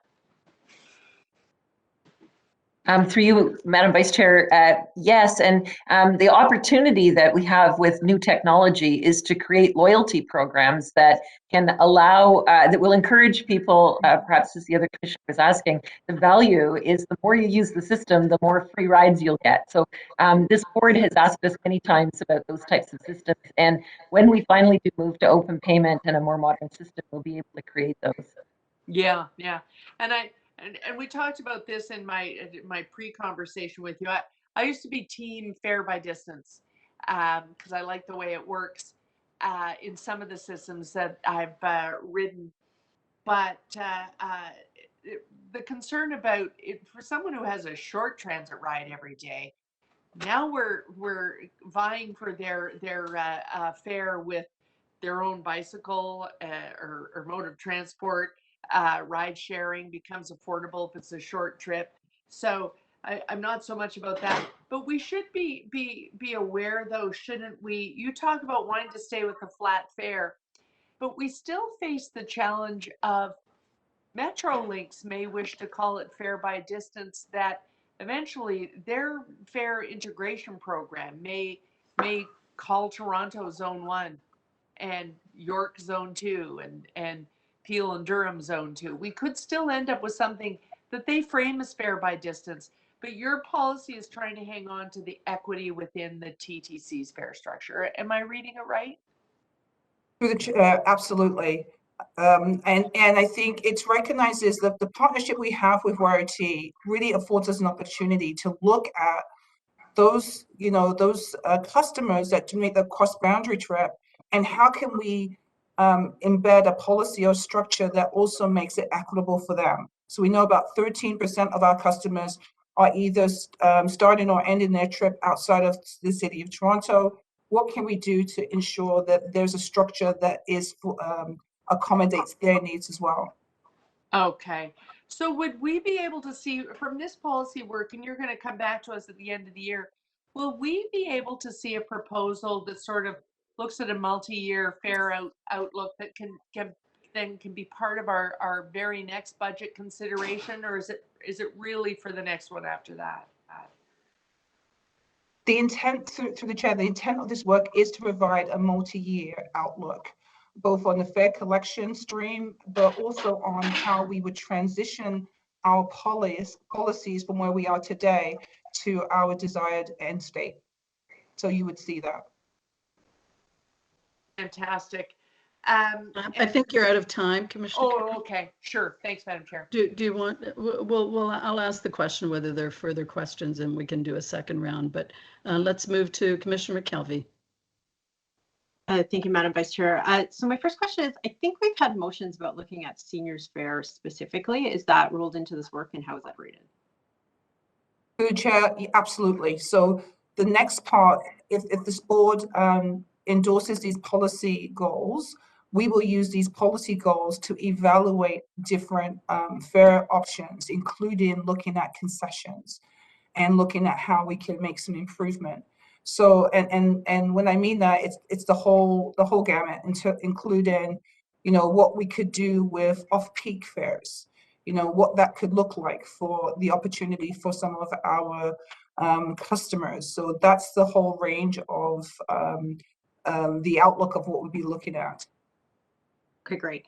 And I heard the questions about fare integration with Go Transit, which, in our community out in Scarborough, out at Guildwood and Rouge Hill was really important for us. And it was a good way to encourage residents to go TTC to the GO train to the TTC. It's an important route. So anything that can be done to continue to try to bring that back or improve that would be great. Sorry, more of a comment than the question on that. But then the question is, where is the GO train at in terms of their open payment system? And, I've heard that maybe on UP Express, so where are they at on that? Or are they still GO Transit 100% on Presto? Or where are they going, and what have they informed us of? So through the chair, so far they have initiated their pilot on Up Express, and I believe they are going to be rolling out a pilot throughout the whole system and the 905 because they have their devices ready for open payments. And I appreciate that it's different. Like when I'm on the GO train, you tap and then the inspector comes through and they tap to see if you've paid. And it's kind of a culture where you're used to it with their proof of payment system. But have we looked at trying to do that? Or is it too hard because people are on and off so quickly? So the bus or the subway, they're just always coming on and off. Or at least on a GO train, you're several minutes between stops, so it's enough time for a fare inspector to go all the way through. Have we looked at their model and what we could learn from it? Through the chair, you said it correctly in terms of they have a different model because there is a space or distance between stops where you can facilitate that. Our intention is not to change the model of the way that we inspect our fares, so that will continue. We're baking that into the work to ensure that as we modernize, that we can, our fare inspection can happen in a way that meets and supports the existing customer experience. Okay. And it's unfortunate because I think the one advantage of that is everybody gets asked on the whole train all the way through. So there's no selectivity. There's no, there's no you're in a location in the right time, in the right place. It's just, they get on the train and everybody pulls it out.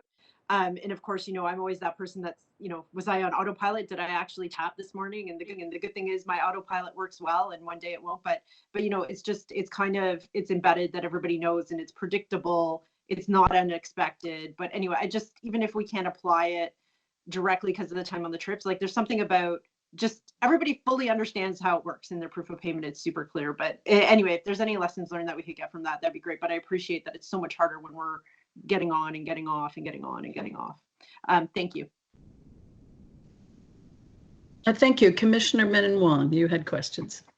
Yeah, thank you. Why don't we have open payment yet? Through the chair, we don't have open payment yet because we need to improve our devices. Our devices needed to be updated, and that's part of this the work that we're doing, working with Presto on the settlement. So Presto hasn't given us that, and they promised that, correct? Yes. And they failed to deliver, right? Is that right? That's what we're in the process to negotiate with Presto. No, but they promised that and they failed to deliver that. Is that? They have not delivered on that. That's correct. Okay, thanks. So there are a couple of things in your objectives that I'd like to talk about. Firstly, my understanding of fare card systems is the sweet spot is to have a frictionless system in terms of the customer experience. That would be kind of near at the top of what most fare card systems would be searching for, to actually focus in on the customer and make sure that, in terms of them being able to get on the system, that it's as frictionless as possible. Would you agree with that? I would agree with that. And it's also to ensure that our customers, whatever their form of payment is or their preferred fare media, they have that option. So it's that inclusivity that we want to build into the system. And so frictionless, that idea would be like a foundational element to your evaluation. Is that fair to say? Yes. Okay. The second thing that I didn't hear you mention, and I didn't get to see your chart in great detail, but it kind of really motivates me, is price. How much are they going to, what do they want? Right? So they all have to get their sort of commission, right? And is price also a foundational element to, the evaluation of what way we go and what vendor we might select? In terms of the future fare collection system, absolutely. I mean, that's fundamentally a part of what we would be evaluating in terms of the technology that we need, and then the tension of how much that price would be. Okay, and right now, what do we give to Presto? Per is it 6% or something? What's the percentage? 5.25%. 0.25. And what about the rest of the region? How much are they paying? I don't. Do you have those numbers? Through you, Madam Vice Chair, it's they're paying more in the order of 9% to Presto for their services. And isn't it true that that Presto's been kind of signaling that they want to charge us more? They have mentioned it, particularly with the opening of some of the new lines. Yes, I think they don't break even on the service they provide us. And so we will also, that's an important element, we'll be guided by the price, by what the vendors want for their services. Fair? Is that fair to say? Yes, correct. So the other thing is, the system that we have right now, it's proprietary, is it not? So they own the technology, and if we were to part ways with them, that would cause us some level of difficulty, because their technology, their software, it's all proprietary, correct? Michelle, can you confirm? I think that's true. Yes, through the chair, it is correct. So we were kind of like, because I was on the commission at the time, we're kind of over the barrel on that one, that we had to sign up with Presto. Are we going to negotiate a deal with the current vendor and any future vendors that doesn't create problems in the future, that the technology is non-proprietary or it's open, so that in future contracts we're not going to be held over a barrel? Through the chair, I would say correct, and that also is the intent of the reprocurement that Presto is undertaking right now. So both they are looking at an open architecture that would enable the systems to be open. And the only other question I have two more questions. So you said that we're looking to, Europe and not to Asia, that Asia's far more ahead than us. So the analogy that I draw is we're kind of in the Stone Age. We're looking to upgrade to the Bronze Age, where I think actually we should be actually jumping up to the computer age. I think we should be able to do that. So let's go past Europe and let's raise our game and let's hope for the best. And why don't we look to the best and see if we can get there? Through you, Madam Vice Chair, I actually would like to clarify what we meant. We do want to do the best. We want to be on the rocket ship with the best in the best. The reason we looked to the North American systems is because they're kind of in the generation that we're at. So we do need to make the quantum leap from horse and buggy to Tesla, like the others have. And only by looking at North American agencies and how have they made those transitions will we know the mechanics of getting ourselves to that most modern future. Asian transit agencies much ahead of, has anyone done any analysis? I mean, I think Commissioner Lai raised some really good questions, just to completely kind of dismiss a whole section of the world that in terms of technology is top of their game seems to be a mistake. Your time is up, Commissioner, but was there a question in that? Well, maybe just a statement. Are we ignoring the whole part of the world? Yes, in their technology evaluation. Well, as Ms. Gibson said, we want to be at the 5th generation as they are, and our look was for the mechanics of transition, but we will include Asian experience that customers are having on those Asian systems to ensure that we get the most modern technology. I have one more question, so I'll ask for a second round unless I can ask it now. Let's, are there other people who want to go questions? Can I just see a round of hands? So we'll have a second round. So hold on. I've got a couple of questions I wanted to get in here.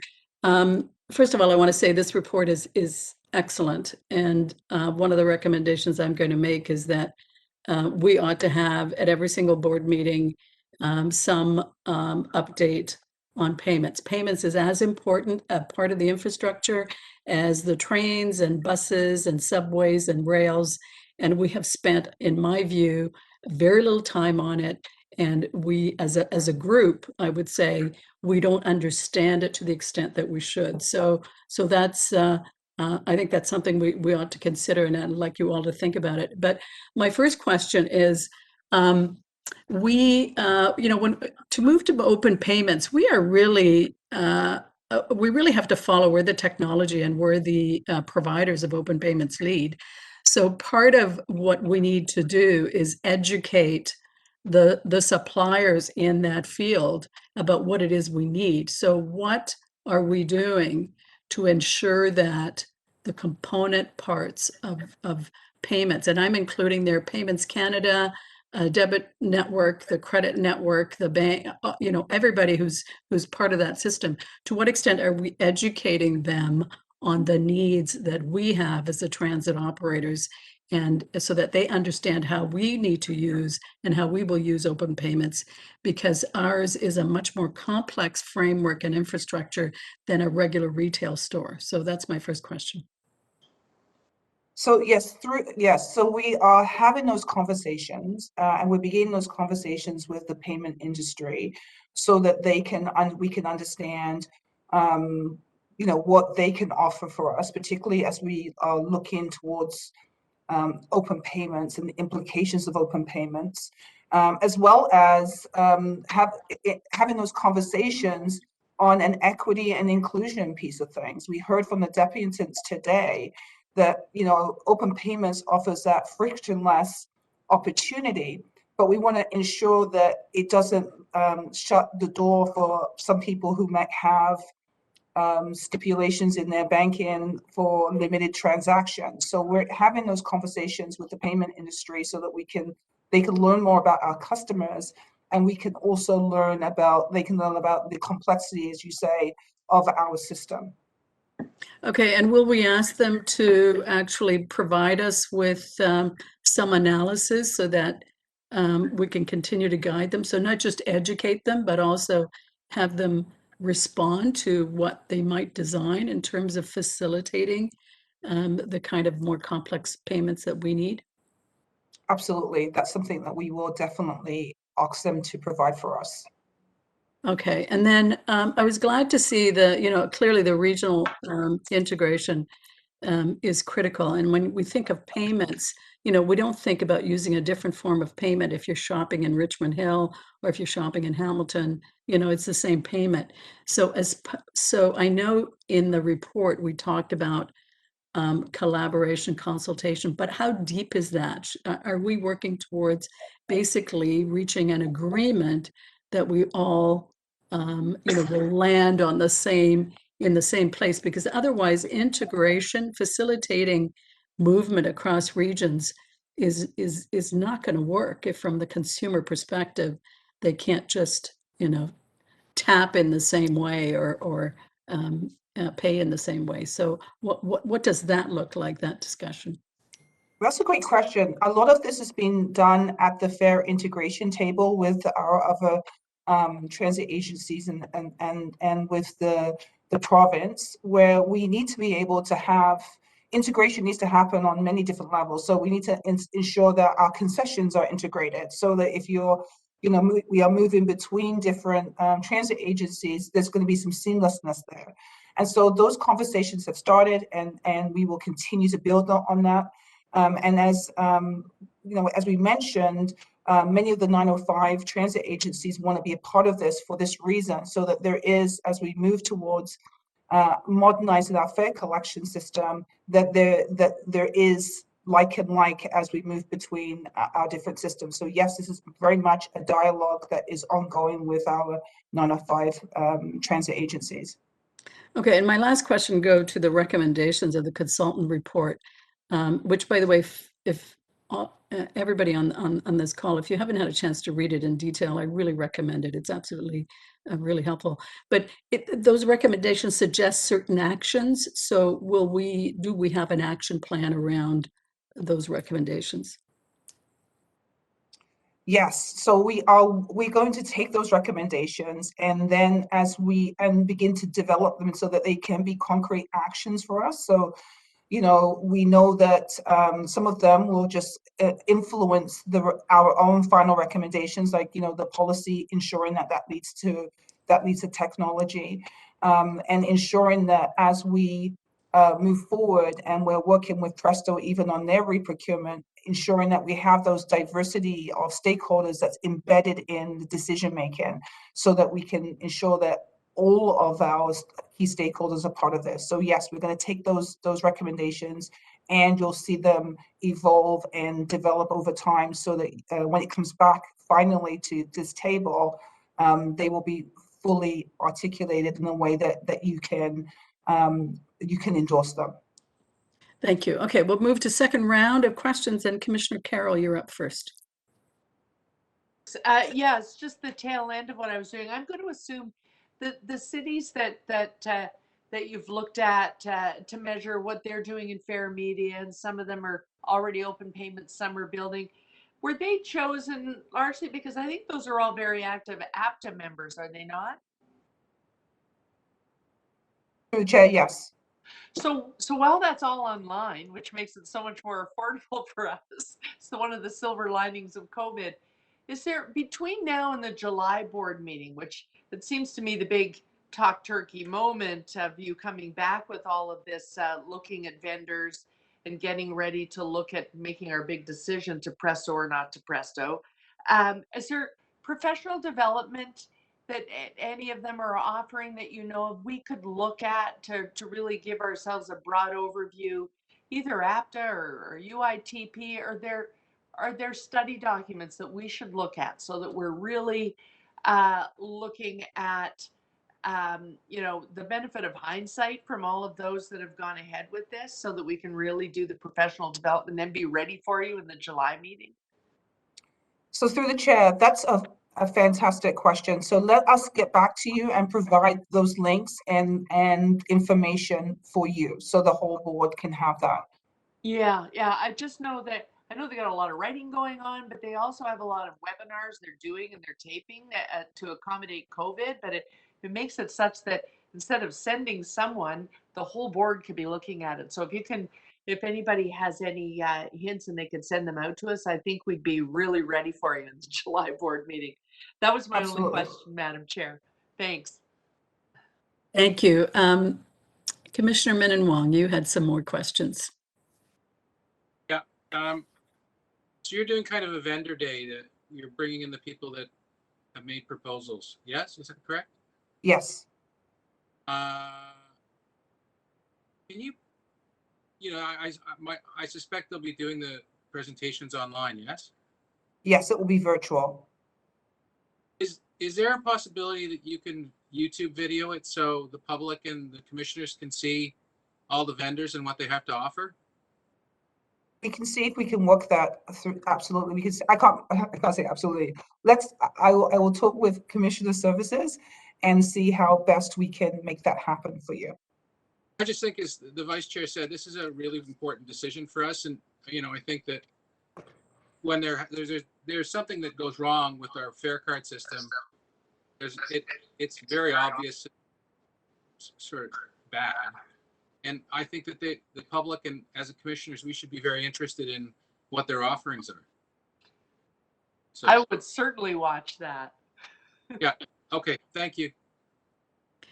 Thank you. I don't think I have any other questions. Does anybody have any other question? Your last chance. No?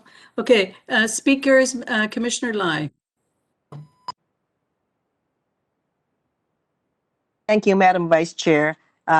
First of all, I'd like to thank staff, Kathleen, your team, for doing such a good job and helping us. And we hosted a town hall for seniors, which you gladly, everybody, all the seniors were very happy. And now I got another request for another town hall from some of the TTC riders. It's very important that their voice be heard, because if we wanted to improve their customers' experience. I think it's all about experience. I think it's very important that we hear from them, and you have accommodated that already. So I just wanted to thank you for that. The other point I wanted to make is about the seamless integration of fares is very important. My ward actually is very close to the York region, and I think to encourage people to take the seamless transit, I think we should be very on top of all these integration of fares with like the York region, or even with the Peel or the Durham region is very important that we do that. And the final point I just wanted to make is about best practices in different parts of the world. I think is very important.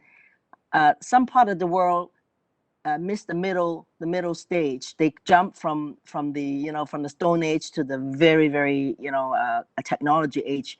And just like I like what Kathleen was saying, that we should be jumping from the buggies to Tesla. So we have that advantage now in Toronto, because we have been so behind, and a quantum leap is way overdue. And I think we need to do a lot better in making our transit system more efficient, and there's always a reason why they are being successful in other parts of the world, and we need to learn from that. And just like, to give an example, in Hong Kong, they have an octopus card similar to our Presto card, and can you imagine that card was invented by a Canadian? So we've lost all these good people to other parts of the world, and then now I think it's about time that we learn back from them. And this is one example I just wanted to draw, and I really hopefully I hope that the senior fares is going to be you said that it will be embedded in the policy, and everybody knows that that's very close to my heart as well. So we need to do something on that as well. So I look forward to the other report in July, and then the final report in November. Thank you, Madam Vice Chair. Thank you, Commissioner Lai. Commissioner Carroll, you wanted to speak as well, please? Thanks. Yeah. When I was reading this report, I have to say that I didn't focus as much on the RFI process, because I know that the real meat and potatoes of that is coming in July. And I was amazed at how much work has already been done. So I'm glad about that. I focused much more. This is really a two-parter, this report.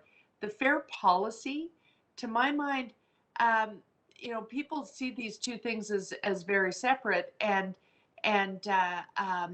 there are converging sort of ideas of them. People would like Presto to be more efficient, especially those people who want to run in it, use it mostly during the peak, and are just rushing to get to work. But there's a whole other movement within the ridership population and activists around it that is all about, what is our fare equity policy going forward? Yeah, we have the flat rate, and yeah, we have a band of discounts that are in there, but fundamentally we are still challenged, and so is our most connected partner, the York region, because they're so connected in the way we deliver some of their routes for them, and they come right into our stations. We're so connected to them, and yet we both have the same problem. We have a property tax envelope that has no give in it. And at this point, because both of us are charging fares that are really about as high as they can go, we've got a fare box that has no real give in it. And so we're struggling, and we're going to celebrate. Our chair is out there celebrating right now this investment in expansion of the system and investment in vehicles. Those are all great capital pieces. But a transit system is only as good as its day-to-day operation and how fair it is to the day-to-day rider. And so I really welcome those policy pillars that we've been given, and I really want to use them to great effect in our budget policy, but also in our intergovernmental activism, because they clearly have huge goals for the economy that they want to drive by making sure that the GTHA, including Hamilton, by making sure that we are the most mobile metro economic region than ever was. But we're not going to get there unless they are also a day-to-day operating partner. And so here we have developed this great set of policy pillars. I think we're going to find, I don't think you see huge numbers of deputations about them, because I think the community already agrees with them. Now what we need are for the other orders of government to understand that we can only live up to them all the way down to the last pillar, sustainability, when they become a partner. And if they don't, we're not going to be able to afford to run the crosstown for them. We're not going to be able to afford to run the expanded parts of the system. And we're not going to have the loyal riders they need to populate those systems unless we really start to look at the actual fare box sustainability along with the media we use to get the money into those boxes. And so this two-parter, I hope that people will give equal attention to the two parts, because without that first part, what we understand about our policy about what we can charge riders and what the sustainability is going forward, then we can have the best oyster, octopus, best card system, or greatest open pay system ever. We still won't have the riders. Those are my comments, Madam Chair. Thank you. And I think that brings us to the end of the item. And just a couple of comments from me. I think, as all the questions that have been asked to demonstrate, this is an item of key interest to each of the commissioners, but also, as I think we've all noted, payments is a key component of the infrastructure. So I think what we want to encourage the management team to do is to bring us reports much more regularly to this board, so that we are both educated on what's going on and up to date. The report recommendations suggest actions, and Angela, I was glad to hear you say there's activity there. So I think that can be the framework that you can use to provide us critical reports. One other component I would add is that, the one of the other themes we've talked about is the regional integration. And I just want to just remind everybody, I think you've all seen the CD Howe report that was released a few weeks ago that pretty much, underlines the importance of transit to regional development. I think it's really the first time we've seen a report from a third party that underlines that economic benefit. And I think that supports the continuing involvement of both the federal and provincial government in helping to fund transit in Ontario and Toronto, because it isn't just a Toronto City activity. It is in fact a key element of regional economic development. So I think that's that we may want to actually reference that in that report. And the last point I would just make is that, open payments, we look to other jurisdictions and some of them are very much ahead of us, but I would say we should not be beating ourselves up too much, because the reality is that open payments will only work if the components, all of the key players of the payment infrastructure, they have to do their part. And that's why earlier I was suggesting we really need to educate them on our needs, because they need to build in our needs. But we shouldn't move any quicker than they're moving, because then we're going to build infrastructure that doesn't meet that doesn't fit. So let's do it. Let's do it deliberately. Let's do it clearly. Let's do it with good knowledge, and let's do it in collaboration with with our regional partners. So with that, I'm going to, I think we have a set of recommendations from the report. So I need, I will move adoption of those recommendations. May I have a seconder? Commissioner Lai, thank you. All in favor? Excellent. Okay. Now I think we move to item 6. Chris-Ann, is that where we're at on the agenda? That's correct, Vice Chair. Okay, and what, is there a report or is there anyone who will speak to that, management? Item 6 is the accessibility report. We do have 4 registered speakers on this item. The first one being, we're going a little bit out of order, just recognizing who's available right now. So our first speaker will be John Ray. Okay. Now Hello? I think we move to item 6. Chris-Ann is.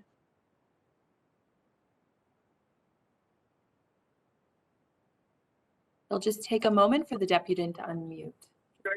Hello?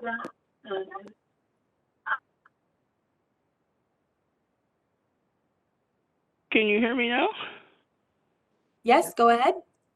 Thank you. Good afternoon, Hello?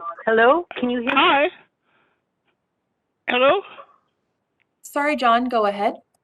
Okay, thank you. Good afternoon, Commissioners. My name is John Ray. I'm the past national president of the Alliance for Equality of Blind Canadians. I'm appearing here this afternoon on behalf of our organization. I should tell you that I am a native Torontonian and have lived my life all of my life in our great city, and now I am totally blind and a senior. And I tell you these things because I think they are relevant to my presentation. I am appearing here due to the issue of family of service. Earlier this year, our organization held a town hall in which we invited members of the blind community.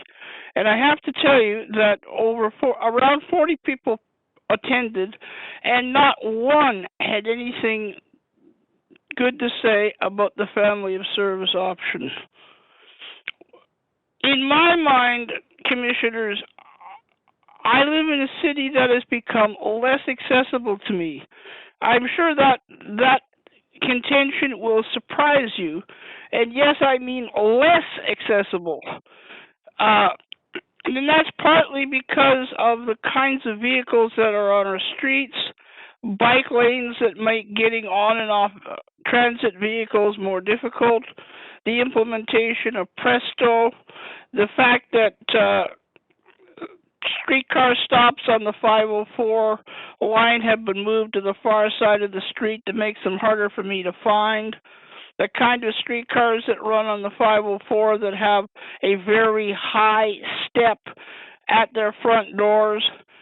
And now we are faced with the possible implementation of family of service. In many respects, it is viewed by our community as a one-size-fits-all approach. And like most of those sorts of approaches, in our view, that one size doesn't fit all. It doesn't fit us.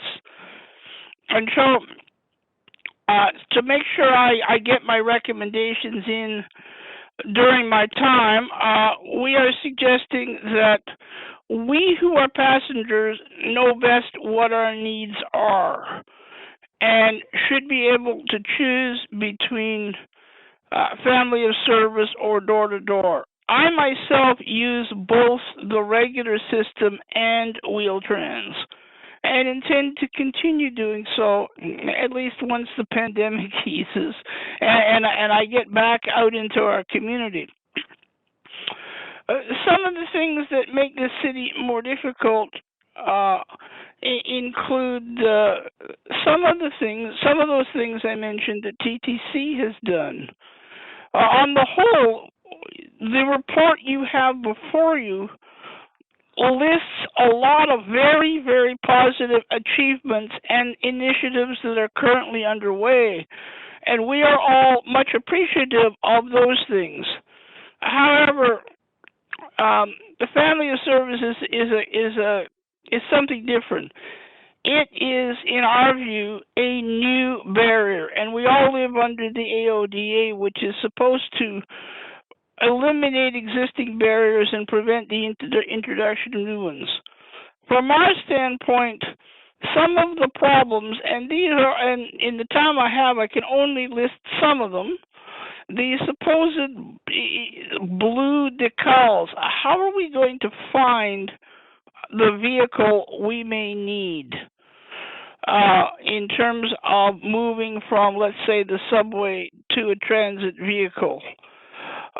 We aren't confident that the promised seamlessness of moving from one vehicle to the next will actually happen. We have no confidence in that. Sorry, we don't. Having to get off one vehicle and find another vehicle may work at some times and may not in other times. And depending upon the area where we need to go, those areas can be fairly accessible one day, and a new construction site may intervene tomorrow, and we may not know that. Eglinton Avenue is as good an example of any as the construction of the crosstown route continues. So, in terms of what we're looking for, either eliminating the forced use of family of service by the blind community, or at the very least postponing its implementation to our community so that further consultation can happen. As I say, we consider its forced implementation as a new barrier and something that in our view the AODA and the TTC is intended to prevent. So those are some of my observations and recommendations. Thank you for the opportunity to appear. Thank you so much. Any questions for our deputant? Seeing none, we'll move to our next deputant, Chris-Anne.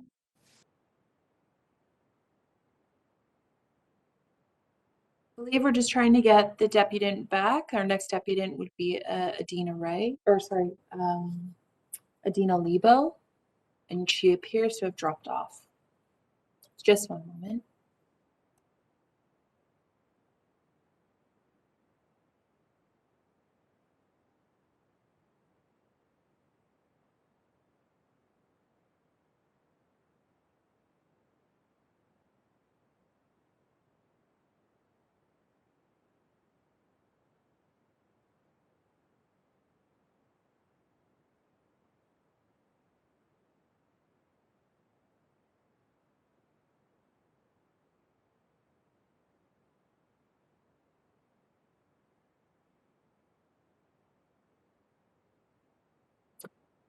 Vice Chair, I think we'll move forward and we'll ask that our ACAT Chair, Igor Samarzik, speak.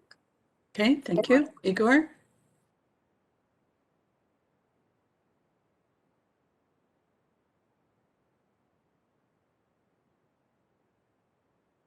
Apologies, members, he's just connected, so just bear with us one moment.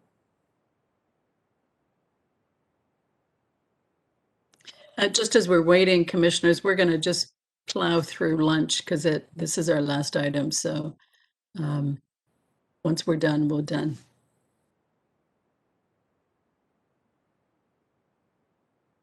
Hi, everyone. Is it my turn to speak? Yes, please go. Please go ahead, Igor. Thank you, everyone. Good afternoon, commissioners. I just want to apologize. Waiting, commissioners, we're going to just plow through lunch because this is our last item. So, sorry, Igor. Perhaps you can turn YouTube down if you have it on. You are correct. Sorry about that. My apologies. So I guess good afternoon it is to all the commissioners. I just want to apologize for the order of my remarks for this meeting. This will be fixed moving forward to ensure we resume our usual standing item of ACAT minutes and chair remarks. I want to acknowledge before I begin the work that has been done by city staff regarding the e-scooter motion that was passed by council and in line with ACAT's recommendations as well as a majority of the accessibility community. As I won't directly be speaking to the approved ACAT minutes, as you folks don't have them in front of you, I will, however, be giving a general overview of ACAT activities to ensure there's no gap between my chair remarks from this meeting and the next one. These updates should lend themselves nicely, however, to some of the high-level general observations regarding the 2021 Accessibility Plan Status Update, which is in front of you, which is in front of the board today. My first observation is the need to create robust direct connections between various partners within the transportation community, not only on a municipal level, but also on a regional one as well. If I can borrow a word from Deputy Mayor Min Wong, ACAT's hope and goal, I think, ultimately, is to create as much of a frictionless system as possible with regards to accessibility. Recently, ACAT has been working with TTC staff, and as a testament to the improved relationship that ACAT is making with our municipal and regional partners, we've been able to secure several consultation meetings with Waterfront Toronto's East LRT project, Active TO's Midtown Temporary Complete Streets pilot, and Metrolinx's Durham-Scarborough Bus Rapid Transit project, just to name a few. ACAT is always striving towards achieving end-to-end accessibility, no matter what transit method one uses. My second observation is the importance of including as many perspectives as possible when it comes to accessibility as early in the design process as can be achieved. This will avoid possible accessibility deficiencies when service begins, and often, if caught in time, can result in adjustments being made at little to no additional cost before the design proceeds too far. And finally, my third observation is the need to exceed and move beyond minimum standards when it comes to accessibility. The TTC has an opportunity to be a leader in this field and continue to push the needle of progress forward even further. Finally, I just want to thank TTC staff and their tireless effort for implementing so many accessibility changes to the system, as was detailed in the report in front of you, as well as the work of ACAT in contributing to that work. We have a long way to go to ensure that the system is completely barrier-free. So if there's any questions, I'm happy to take them now. Otherwise, thank you all for your time. Thank you, Igor. It looks like there is a question. Excellent remarks. Great ambitious goals there for us. Commissioner Carroll, you've raised your hand. Yes, thank you. Just a quick question. Igor, I'm wondering if you wanted to comment on the last deputant. Is ACAT working itself directly with staff on some of the what we're hearing about the blind community? So if there's any questions, I'm happy to take them. Through the chair, we are working, ACAT is working with TTC staff when it comes to family of services. I just caught the end of the remarks from the last deputant, so we are working quite closely with TTC staff on this front, including at our Wheel Trans Operations Subcommittee, which I receives updates regularly every month in regards to that service and the different goals that we're trying to achieve with that. In regards to specifically the blind community, that's something that I can definitely take away and something that we can pursue at one of our subcommittees and explore further to see if there's any deficiencies or gaps that exist in the service and what we can do to improve and accommodate those experiencing those access needs. Great, fantastic. Thank you. Very good, thank you. Any more questions? Seeing none, Chrisanne, can you move us to the next deputant? Next deputant is Adam Cohoon. Adam, please unmute and go ahead.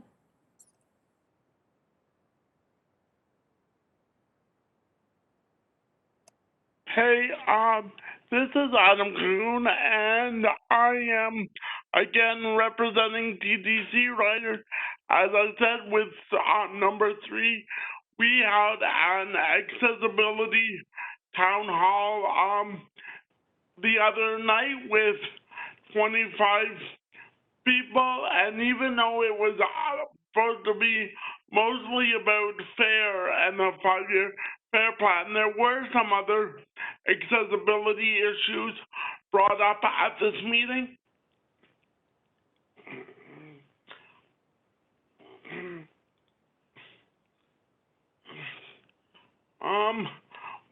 One of the issues that was brought up at this meeting was the fact that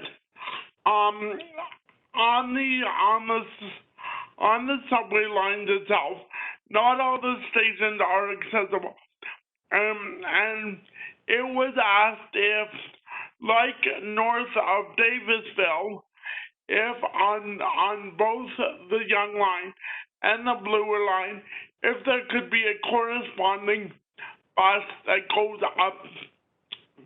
up and down the street that could accommodate people with disabilities or people that for other reasons, whether it be mental illness, claustrophobia, or whatever reason, could have a surface vehicle that they would feel safer riding on.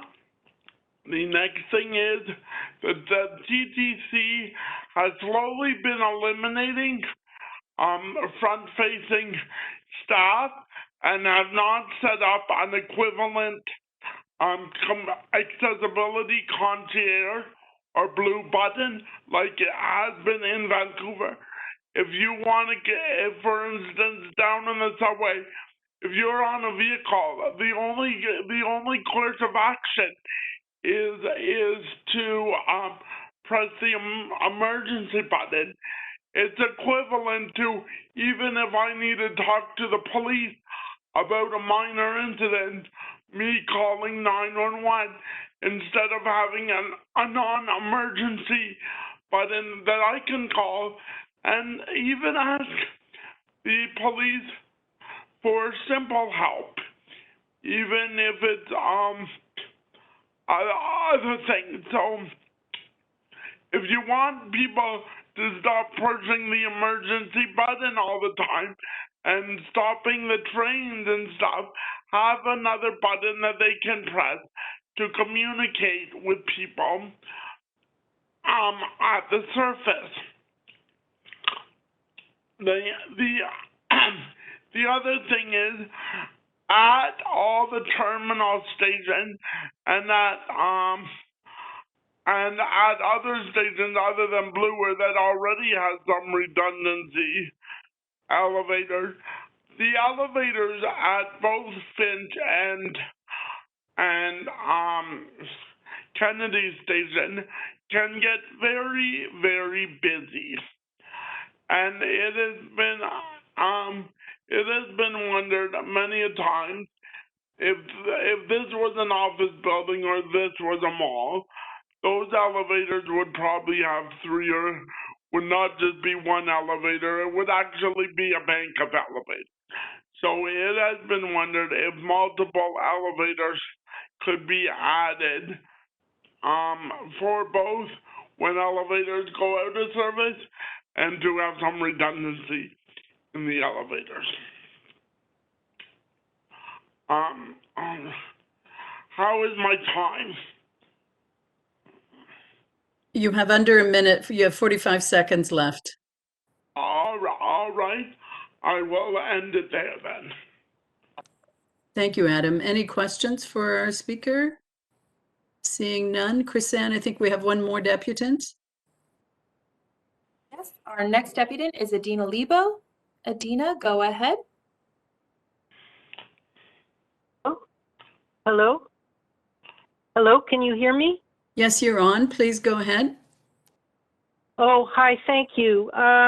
My name is Adina Lebo, and I'm deputing on behalf of the Toronto Seniors Forum, which is the voice of seniors at City Hall. We're part of the new Long-Term Care and Senior Services Division. TSF members provide input to the City of Toronto staff and members of council and agencies on issues that affect older Torontonians. We use the seniors lens to evaluate all policies, processes, programs, and services.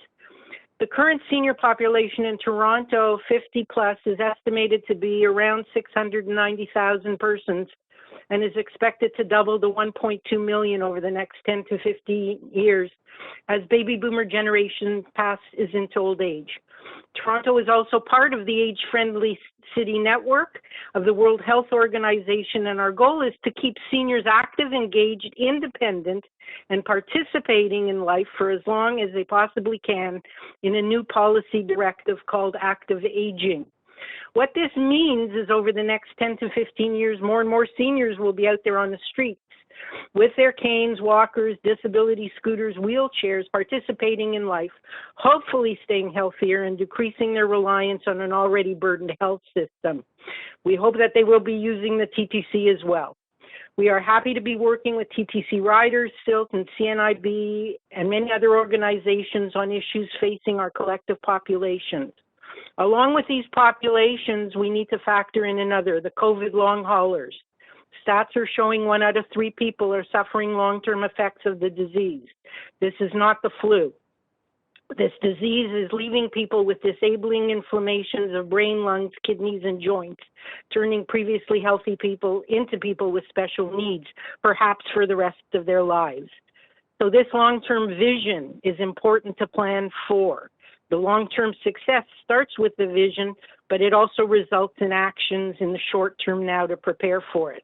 Therefore, the growing number of people aging, seniors, the disability world, the COVID long haulers, could be up to 40% of our population needing special assistance. Is the TTC planning for that? This isn't the worst case scenario. This is the reality of what we're living into and needs to be taken into account. I'm not going to go over what many other people said, but in terms of Presto cards for seniors, low income and vulnerable seniors are not internet trained and have great difficulty using the system at all to load, reload, wherever it is. Has the TTC thought of the preloaded cards in the drugstores?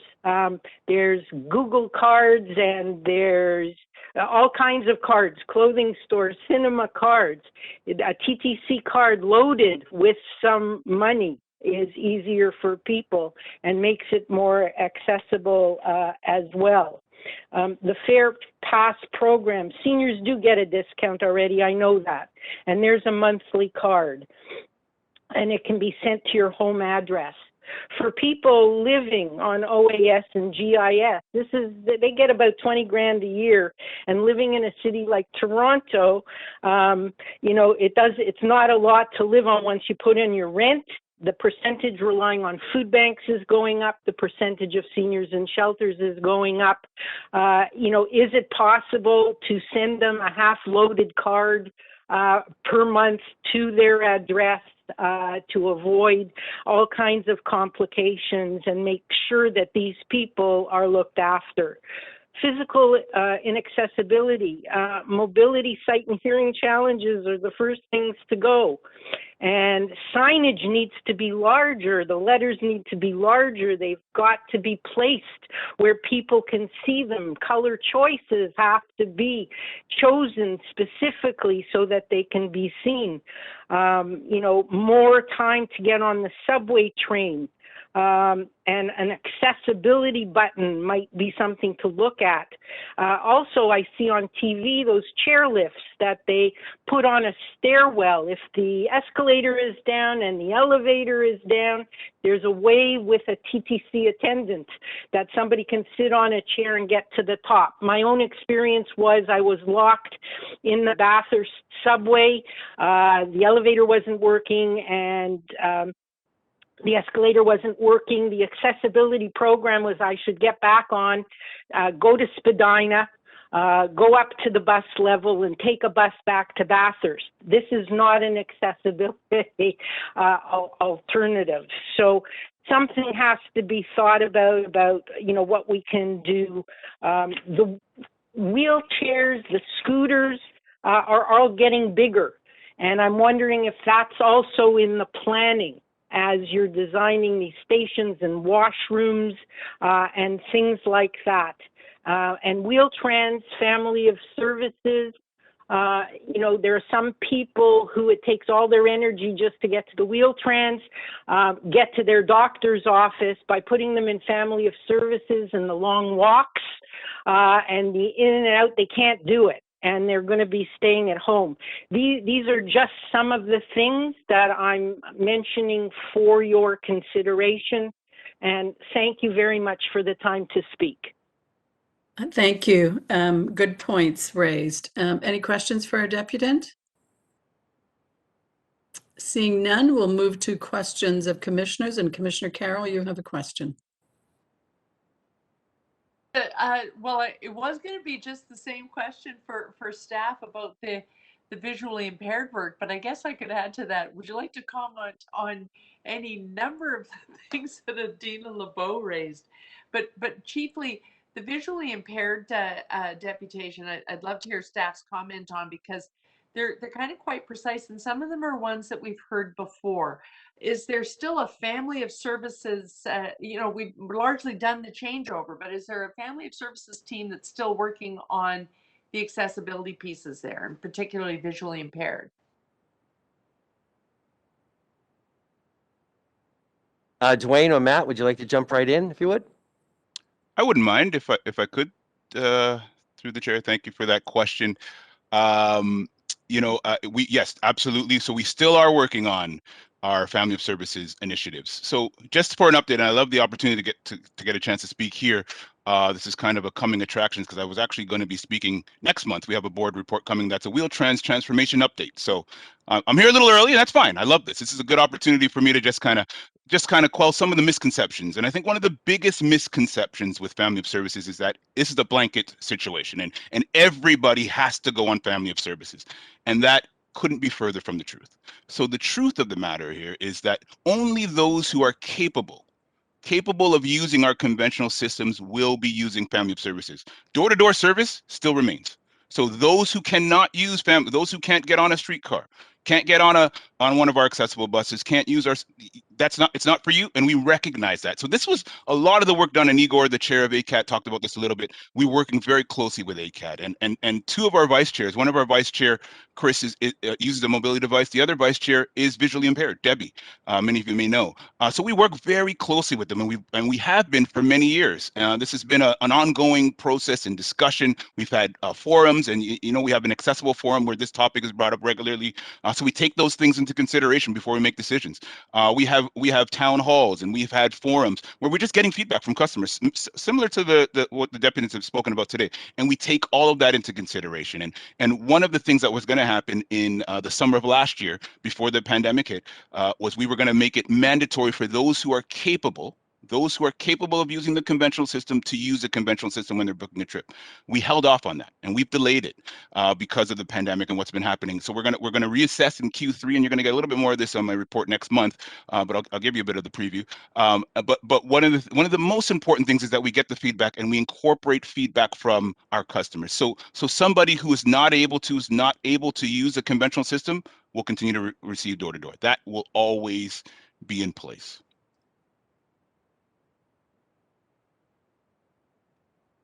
I muted that back up. So for some of the comments that you got from Adina, and we should look forward to many more now that she's so active in the Toronto Seniors Forum, because she comes to us really from her work at CARD. So understanding that the seniors mobility challenges, which are kind of unique because they've gone from being very abled people to differently abled and still wanting to be mobile as seniors. Some of the things, I know that some of the things in her deputation we can't accommodate exactly as suggested, but we can make accommodations. Is there a component of your work with ACAT and your work with the family of service people that looks at how they're going to communicate those things to the senior community? Because those who've been differently abled since childhood have had a lot of technological accommodations coming at them, and they've been eligible for them. Whereas someone who's just heading into being differently abled as a result of being a senior doesn't really always have those technological accommodations. And so they might not be receiving our communications about how we accommodate disabilities on the system. Do we have a sort of seniors communication strategy, or can we talk about that next month? We can certainly bring that back through the chair. Thank you for that question, Councillor Carroll.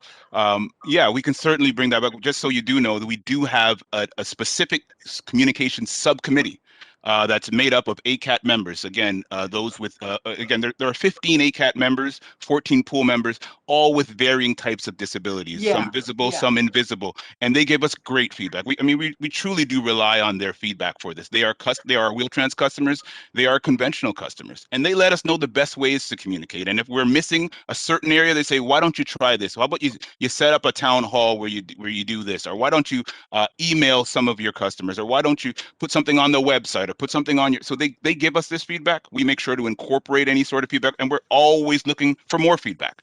We'll never stop taking feedback. So if, our customer service line is always open. If there's any sort of information, any sort of suggestions that anybody has, we're looking for the best ways to communicate. Absolutely.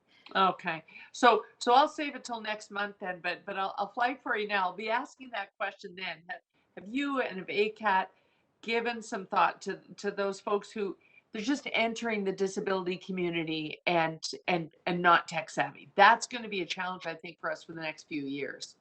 Yeah. Absolutely. Okay, thanks. Okay, thank you. Thank you. We don't have any other questions, so we can move to comments. Does anybody want to table any comments? Commissioner Carroll, go ahead. Yeah, I'll just follow up with my questions, Madam Speaker. I think we're going to reach a point where that's no longer going to be the case. Where when we think of, well, many on this board are baby boomers, and so we're entering into it having worked in the computer age. But I think we've got a few more significant years where we have people heading into those times of life where they are differently abled as a result of becoming 80 years of age, and they just are going to need a different kind of communication method. They won't think of going to an ACAT town hall. They won't think of any of these things. They'll just become less mobile in the city because we haven't reached out far enough for them to understand that we're working to accommodate them on the system, and that's a tricky piece that I think we're gonna have to wrap our heads around. Thanks. Thank you.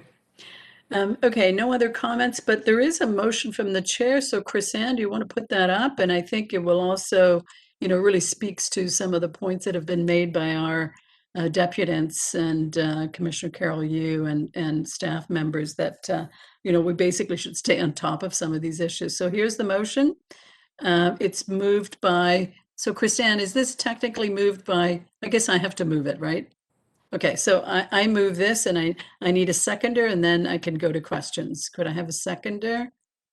Thank you, Brad. All right, any comments, questions on this? Seeing none, all in favor? Excellent. Okay, that's done. So that brings us to the end of the agenda. I think we're all hungry for lunch now, so thank you so much for sticking through this, and have a good day, and we'll all see you soon. Thanks, Madam Vice Chair. Cheers. Bye-bye. Thank you.